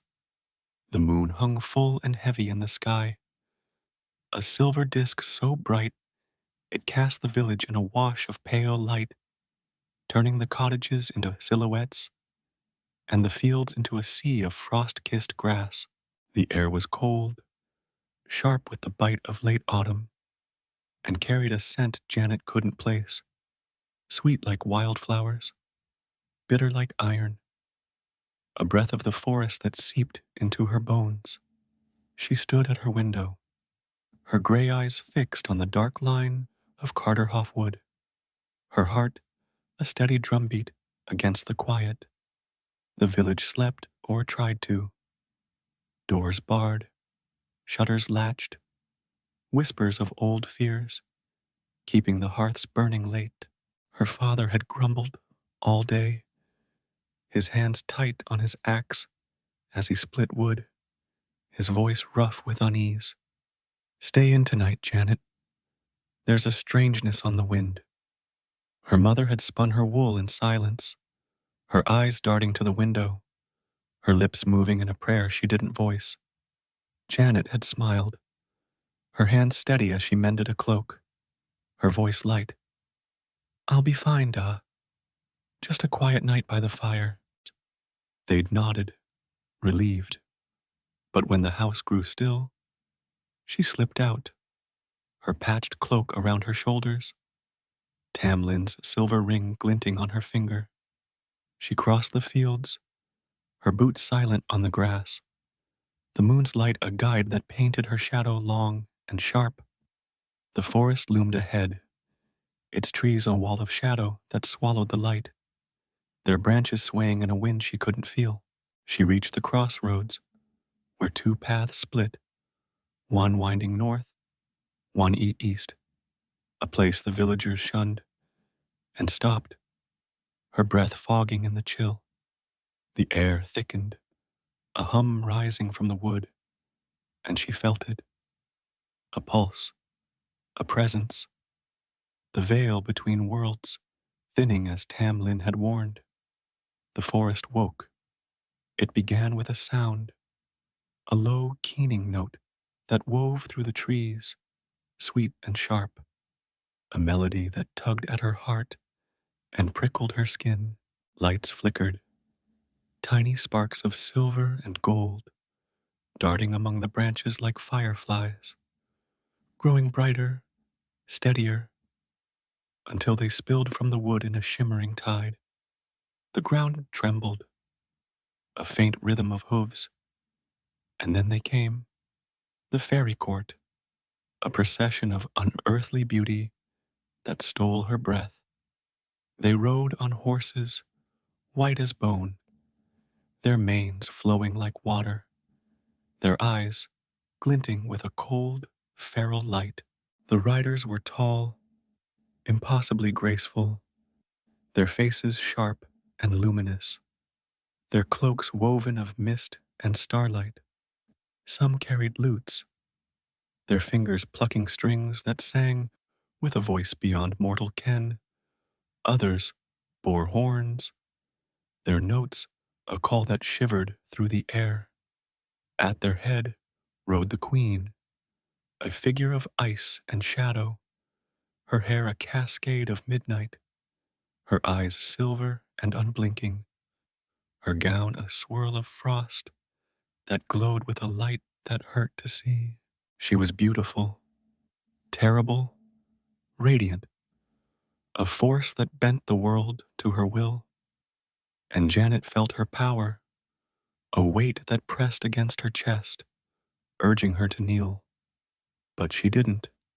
She stood, her gray eyes fierce, her hands clenched at her sides, and scanned the riders, searching for him. He was there, at the back, as he'd said, on a white horse, his dark hair stark against his cloak, his green eyes locked on hers, wide with hope and terror. Tam Lin, marked for the tithe, the queen's sacrifice to the dark, and Janet's reason for standing here, under the moon, against the tide of fair folk. The procession slowed, the queen's gaze sweeping the crossroads, and Janet moved. She darted forward, her cloak flapping, her boots pounding the earth, and reached Tam Lin's horse as the riders turned, their faces shifting, curiosity, amusement, disdain. He became a lion, his hands sprouted claws, his face stretched into a muzzle, his roar a blast that shook the trees, his mane a tangle of gold and shadow. Janet tightened her grip, her arms locking around his chest, his claws raking her cloak, tearing the wool, scoring her skin. Blood welled, hot and sharp, but she held on, her teeth gritted, her gray eyes blazing into his. Green still, human still, buried beneath the beast. "I've got you," she hissed, her voice a lifeline, and the lion thrashed, its weight pinning her, its breath a furnace against her face. The riders laughed louder, their voices a chorus of mockery, and the queen's smile was a blade, her hand rising as if to conduct the chaos. "Let him go, mortal," she said, her voice a melody of ice, cutting through the roar. "He's mine, marked, bound. You'll bleed for nothing." Janet didn't answer, couldn't, her strength pouring into her arms, her body trembling as the lion's claws dug deeper, her blood staining the earth. She held, her promise of fire in her chest, and the lion's roar faded, its form collapsing inward, shifting again. He became a snake, cold, slick, its scales black and gleaming, coiling around her like a rope, tightening, squeezing. Her breath hitched, her ribs aching, but she gripped its writhing body, her hands slipping, her nails digging into its flesh. "Tam Lin," she gasped, her voice raw, her gray eyes locked on his, slitted now, reptilian, but still his. The snake hissed, its tongue flicking her cheek, its coils crushing her arms, and she felt her strength waver, her lungs burning for air. The queen's laughter rang out, a sound that pierced her ears, and the riders circled, their horses stamping, their eyes glinting with delight. "Foolish child," the queen said, her voice a whisper that carried over the wind. "He's lost. Let go, or die with him." Her hand waved, and the snake tightened, a band of ice and iron. But Janet shook her head, her vision blurring, her will a steel thread that wouldn't snap. "I promised," she choked, her arms shaking, her blood dripping to the ground, and the snake's hiss softened, its form unraveling, melting away. He became fire, a blaze of heat and light, roaring in her grasp, searing her hands, her cloak smoldering, her skin blistering. She screamed, silent, her throat too raw to sound, and held on, the flames licking her arms, her hair singeing, her world a haze of pain and red. The queen's voice cut through, cold and triumphant, and, "Burn then! Die for him, mortal! He's not worth your ash!" The riders cheered, their horns blaring, and the fire roared higher, a furnace that swallowed her breath, her sight, her strength. Janet's hands trembled, her flesh raw, but she saw him. Tam Lin's green eyes, flickering in the flames, pleading, trusting, and she clung, her vow a rock in the storm.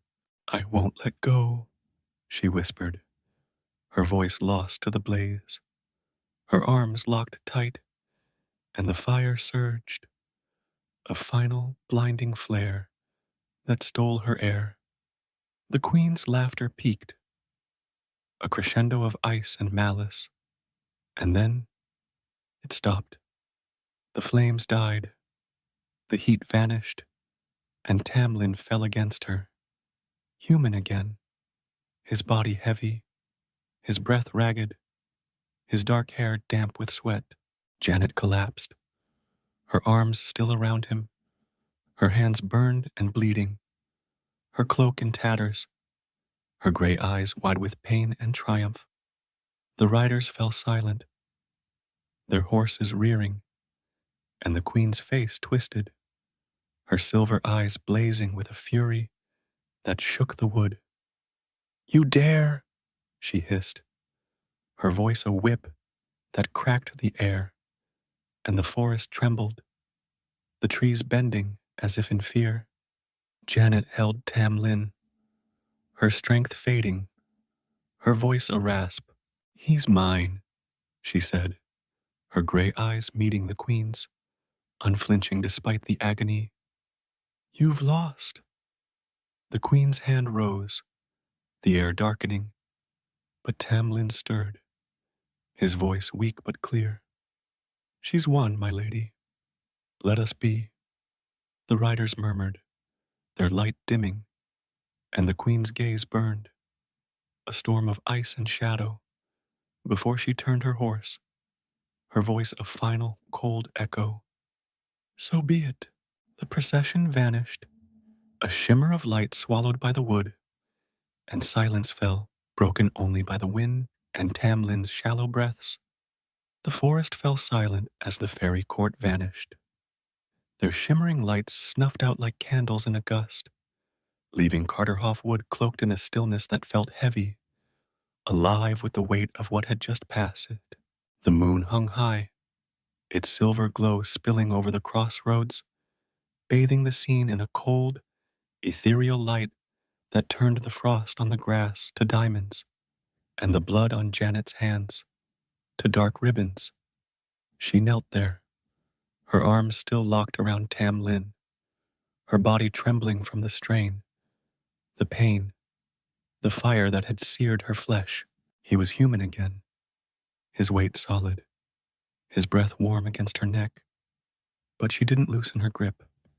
Not yet, her gray eyes wide and fierce, her heart pounding with a mix of triumph and dread. The air was cold, sharp with the bite of frost, and the faint, lingering scent of the fairies, sweet and bitter, a perfume of honeysuckle and iron that clung to the night. The trees stood tall, their branches swaying gently as if exhaling after the queen's wrath, and the wind carried a low, mournful hum, a remnant of the procession's song, fading into the dark. Janet's cloak hung in tatters, its wool shredded by claws, scorched by flames, and her hands, blistered, raw, streaked with blood, ached with a fire of their own, a price she'd paid without hesitation. She felt Tam Lin stir, his chest rising against hers, and she tightened her hold, her voice a rasp as she whispered, "I've got you. You're safe."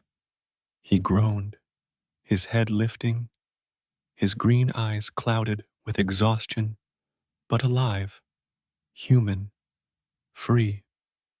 "Janet," he murmured, his voice weak, roughened by the ordeal.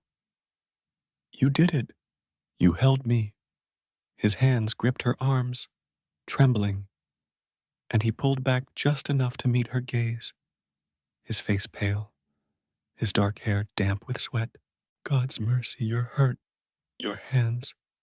She shook her head, her smile faint but fierce, her gray eyes glinting in the moonlight.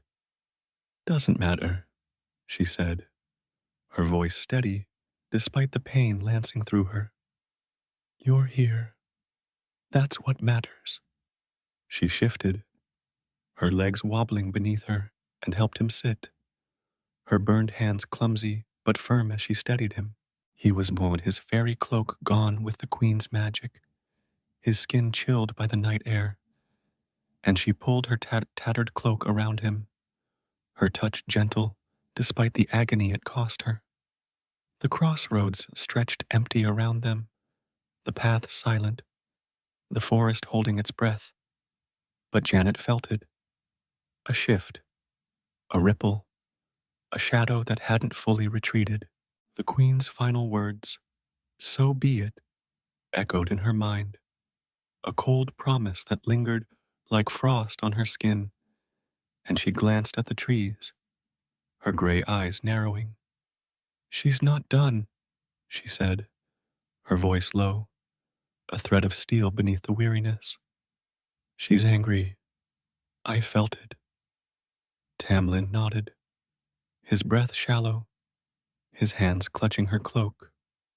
"She doesn't let go easy," he said, his voice gaining strength. "You broke her hold, but she'll fight.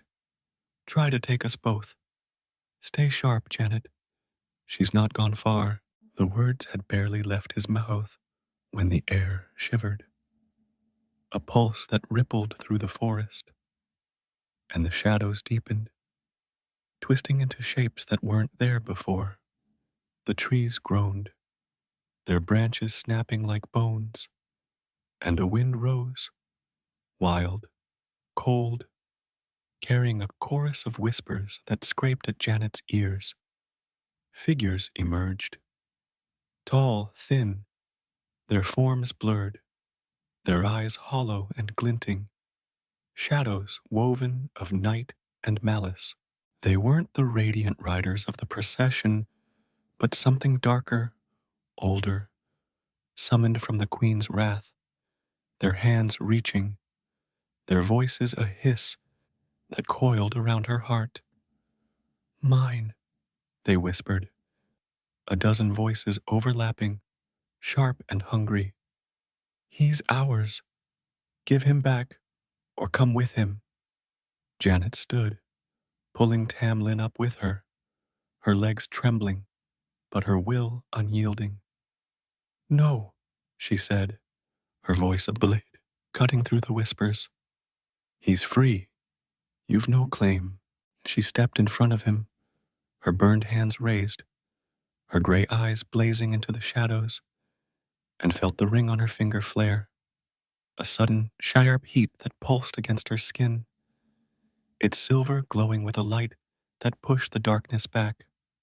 The shadows hissed, recoiling, their forms flickering as the ring's glow spread, a shield born of Tam Lin's mother, a remnant of human love forged into metal. But they didn't retreat. They circled, their whispers rising to a shriek, and the wind surged, tearing at Janet's hair, her cloak, her strength. Tam Lin gripped her shoulder, his voice urgent. "Hold on. They're hers, her last pull. Don't let them near." Janet braced herself, her feet sinking into the earth, her hands throbbing as she faced them. The ring's light a frail barrier against the tide. The forest shuddered, the wind dying to a whisper, and the shadows faded, leaving only the moon's light and the rustle of leaves. Janet sank to her knees, her breath ragged, her hands shaking, the ring's glow dimming as the last of the Queen's minions vanished. Tam Lin knelt beside her, his hands on her shoulders, his green eyes wide with relief and awe. "You did it," he said, his voice trembling, a laugh breaking through. "You held me. You fought her. You're free. I'm free. God's mercy, Janet. You're a wonder." She looked up, her gray eyes meeting his, and managed a smile, weak but true, despite the pain pulsing through her. "Told you I wouldn't let go," she said, her voice a rasp, and he laughed again, pulling her close, his arms warm against her chill. But the night wasn't done. The air shivered again, a final ripple, and she appeared, the queen of fairies, alone now, her white horse silent on the grass, her silver eyes blazing with a fury that turned the moonlight cold.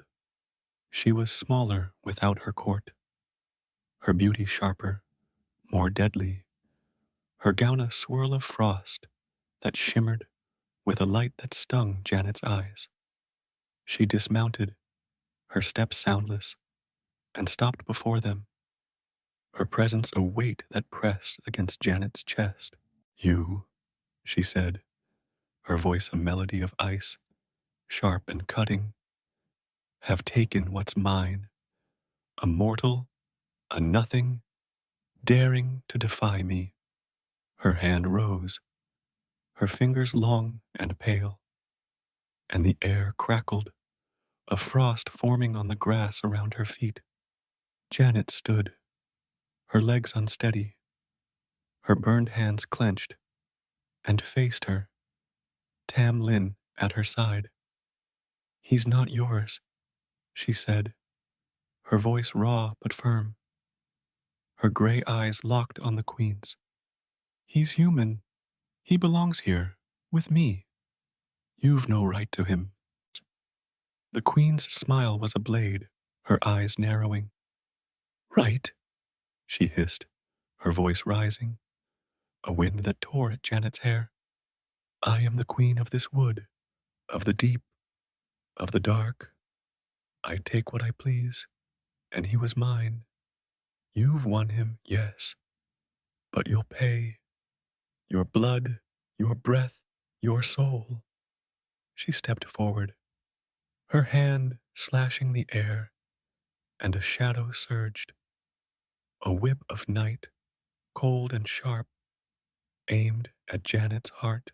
But the ring flared again, a final, desperate burst of silver that met the shadow, shattering it into sparks that fell like snow. The Queen recoiled, her silver eyes widening, and Tam Lin stepped forward, his voice steady despite his weariness. "She's paid enough," he said, his hand on Janet's arm, his green eyes fierce. "You've lost, my lady. Let us be. The tithe is broken. The curse is gone. Go back to your wood." The Queen's face twisted, her beauty cracking into rage, and the forest trembled, the trees bending as if in fear. "You'll rue this," she spat, her voice a storm that shook the ground. "Both of you, mortal filth, stealing from me. I'll watch. I'll wait. Your days will carry my shadow." She turned, her gown swirling, and mounted her horse, her silver eyes a final, burning glare before she vanished. A shimmer of frost swallowed by the trees, leaving the crossroads silent once more. Janet swayed, her strength spent, and Tam Lin caught her, his arms firm around her waist. "She's gone," he said, his voice soft, a tremor of relief beneath it. "You did it, Janet. You saved me." She nodded, her head resting against his shoulder, her gray eyes half closed, the pain a dull roar in her hands, her body. "We're free," she murmured, her voice faint, and he pressed his forehead to hers, his breath warm against her skin. The moon sank lower, its light softening, and they rose, leaning on each other, their steps slow as they left the crossroads. The forest stretched behind them, its shadows deep but still, its song a whisper on the wind. Janet's hands burned, her cloak hung in rags, her blood stained the earth, but she smiled, a tired, fierce smile, as they crossed the fields, the village glowing ahead, a beacon of the world she'd fought to bring him back to. Tam Lin was hers, the queen defeated, the curse broken, but the knight's price lingered, a shadow she'd carry, a cost she'd pay for love. The dawn that followed Halloween crept over Carterhoff with a softness that belied the night's fury, a pale gold light spilling across the frost-kissed fields, chasing the shadows from the village's edges. The forest stood silent, its dark canopy still and heavy, as if the fairy court's retreat had left it holding its breath, waiting for the next turn of the moon. Janet and Tam Lin stumbled into the village as the first cocks crowed, their steps slow, their bodies leaning into each other like trees bent by the same storm. Her cloak hung in tatters, scorched and torn, her hands wrapped in strips of her own hem, the burns raw and throbbing beneath the makeshift bandages. He wore her cloak now, his bare skin chilled, his green eyes bright with a mix of exhaustion and wonder. The village stirred as they reached the miller's cottage, its stone walls glowing faintly in the early light, its chimney puffing a thin thread of smoke. Janet pushed the door open, her strength nearly spent, and they slipped inside. The warmth of the hearth, a sharp contrast to the night's cold. Her father slept by the fire, his axe propped against his chair, his snores a low rumble, and her mother lay in the back room, her breath soft through the curtain. Janet didn't wake them, not yet, her gray eyes darting to Tam Lin as she guided him to a bench, her hands trembling but firm. "Sit," she said, her voice a rasp, roughened by smoke and strain, and he obeyed, sinking onto the wood with a groan, his head resting against the wall. She fetched a blanket, coarse wool, patched but warm, and draped it over him, her burned fingers clumsy as she tucked it around his shoulders. He caught her wrist, his touch gentle, his green eyes searching hers, and murmured, "You're hurt, Janet. Let me—" "No," she said, her smile faint but fierce, pulling her hand back. "You're here. That's enough. I'll mend." She turned to the hearth, stoking the fire with a poker, the flames flaring to chase the chill from her bones, and poured water from a jug into a bowl, her movements slow, deliberate, a shield against the pain that pulsed through her. Tam Lin watched, his breath steadying, his voice soft with a weight she couldn't name. "You saved me," he said, his words a quiet marvel.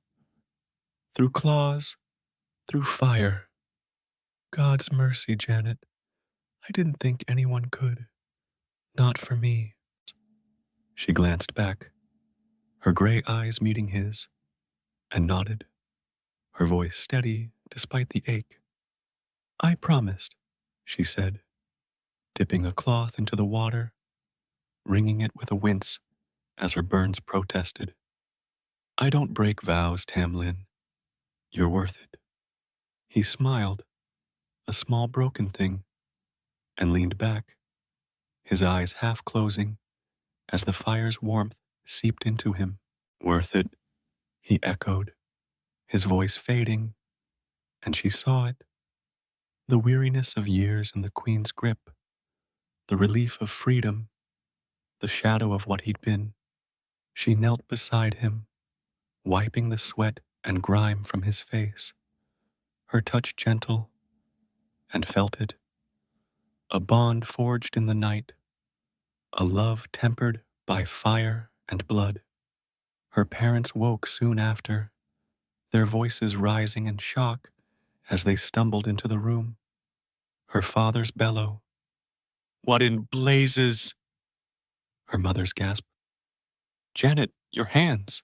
She stood, facing her gray eyes calm, her story spilling out in halting words. The forest, Tam Lin, the Queen, the fight.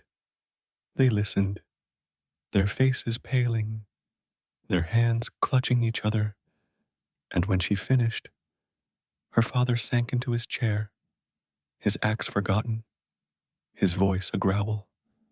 "You're mad, lass, mad and lucky to be alive." Her mother knelt, taking Janet's hands, her eyes wet as she traced the burns. "Oh, child, what you've done, what you've risked." She pulled Janet close, her arms trembling, and Tam Lin rose, bowing his head, his voice low. "I owe her my life," he said, his green eyes steady. "I'll repay it, however I can." They took him in, reluctantly at first, her father grumbling about fairy-touched fools, her mother silent but watchful. But Janet's will was iron, and they softened, offering him a pallet by the fire, a tunic from her father's chest. The village woke to whispers, eyes peering through shutters as the tale spread.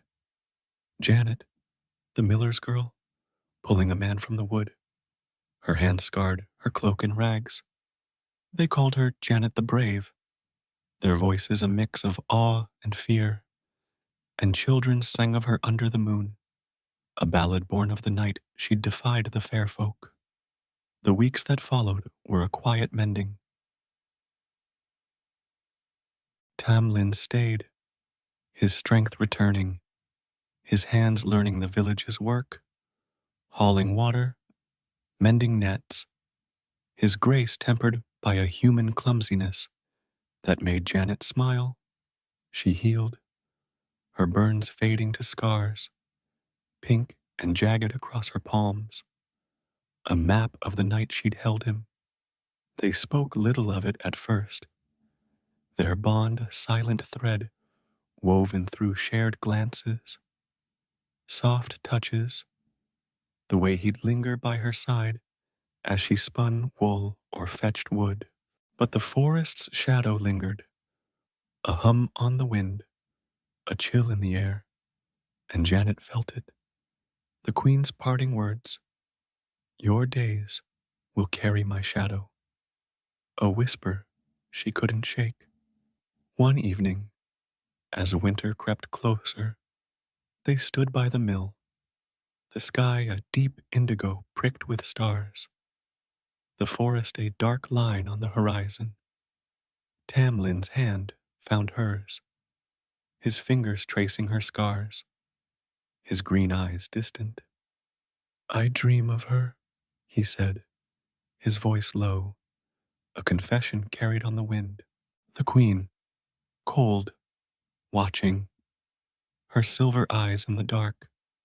"I don't remember much.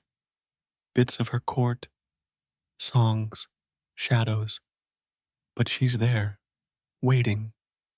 Janet squeezed his hand, her gray eyes steady, her voice firm. "Let her watch," she said, her breath fogging in the chill. "She lost. You're mine now, not hers. She can't touch us." He turned to her, his smile faint, bittersweet. "You're sure?" he said, his voice trembling with something like awe. Braver than I'll ever be. You paid a price, Janet. Your hands, your peace. Was it worth it? She looked at him, his green eyes catching the starlight, his presence a warmth she'd fought for, and nodded, her smile fierce despite the ache in her scars. Yes, she said, her voice clear.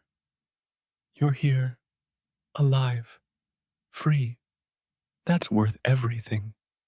He pulled her close, his arms wrapping around her, his breath warm against her hair, and they stood there, the wind a soft murmur around them, the forest a silent witness.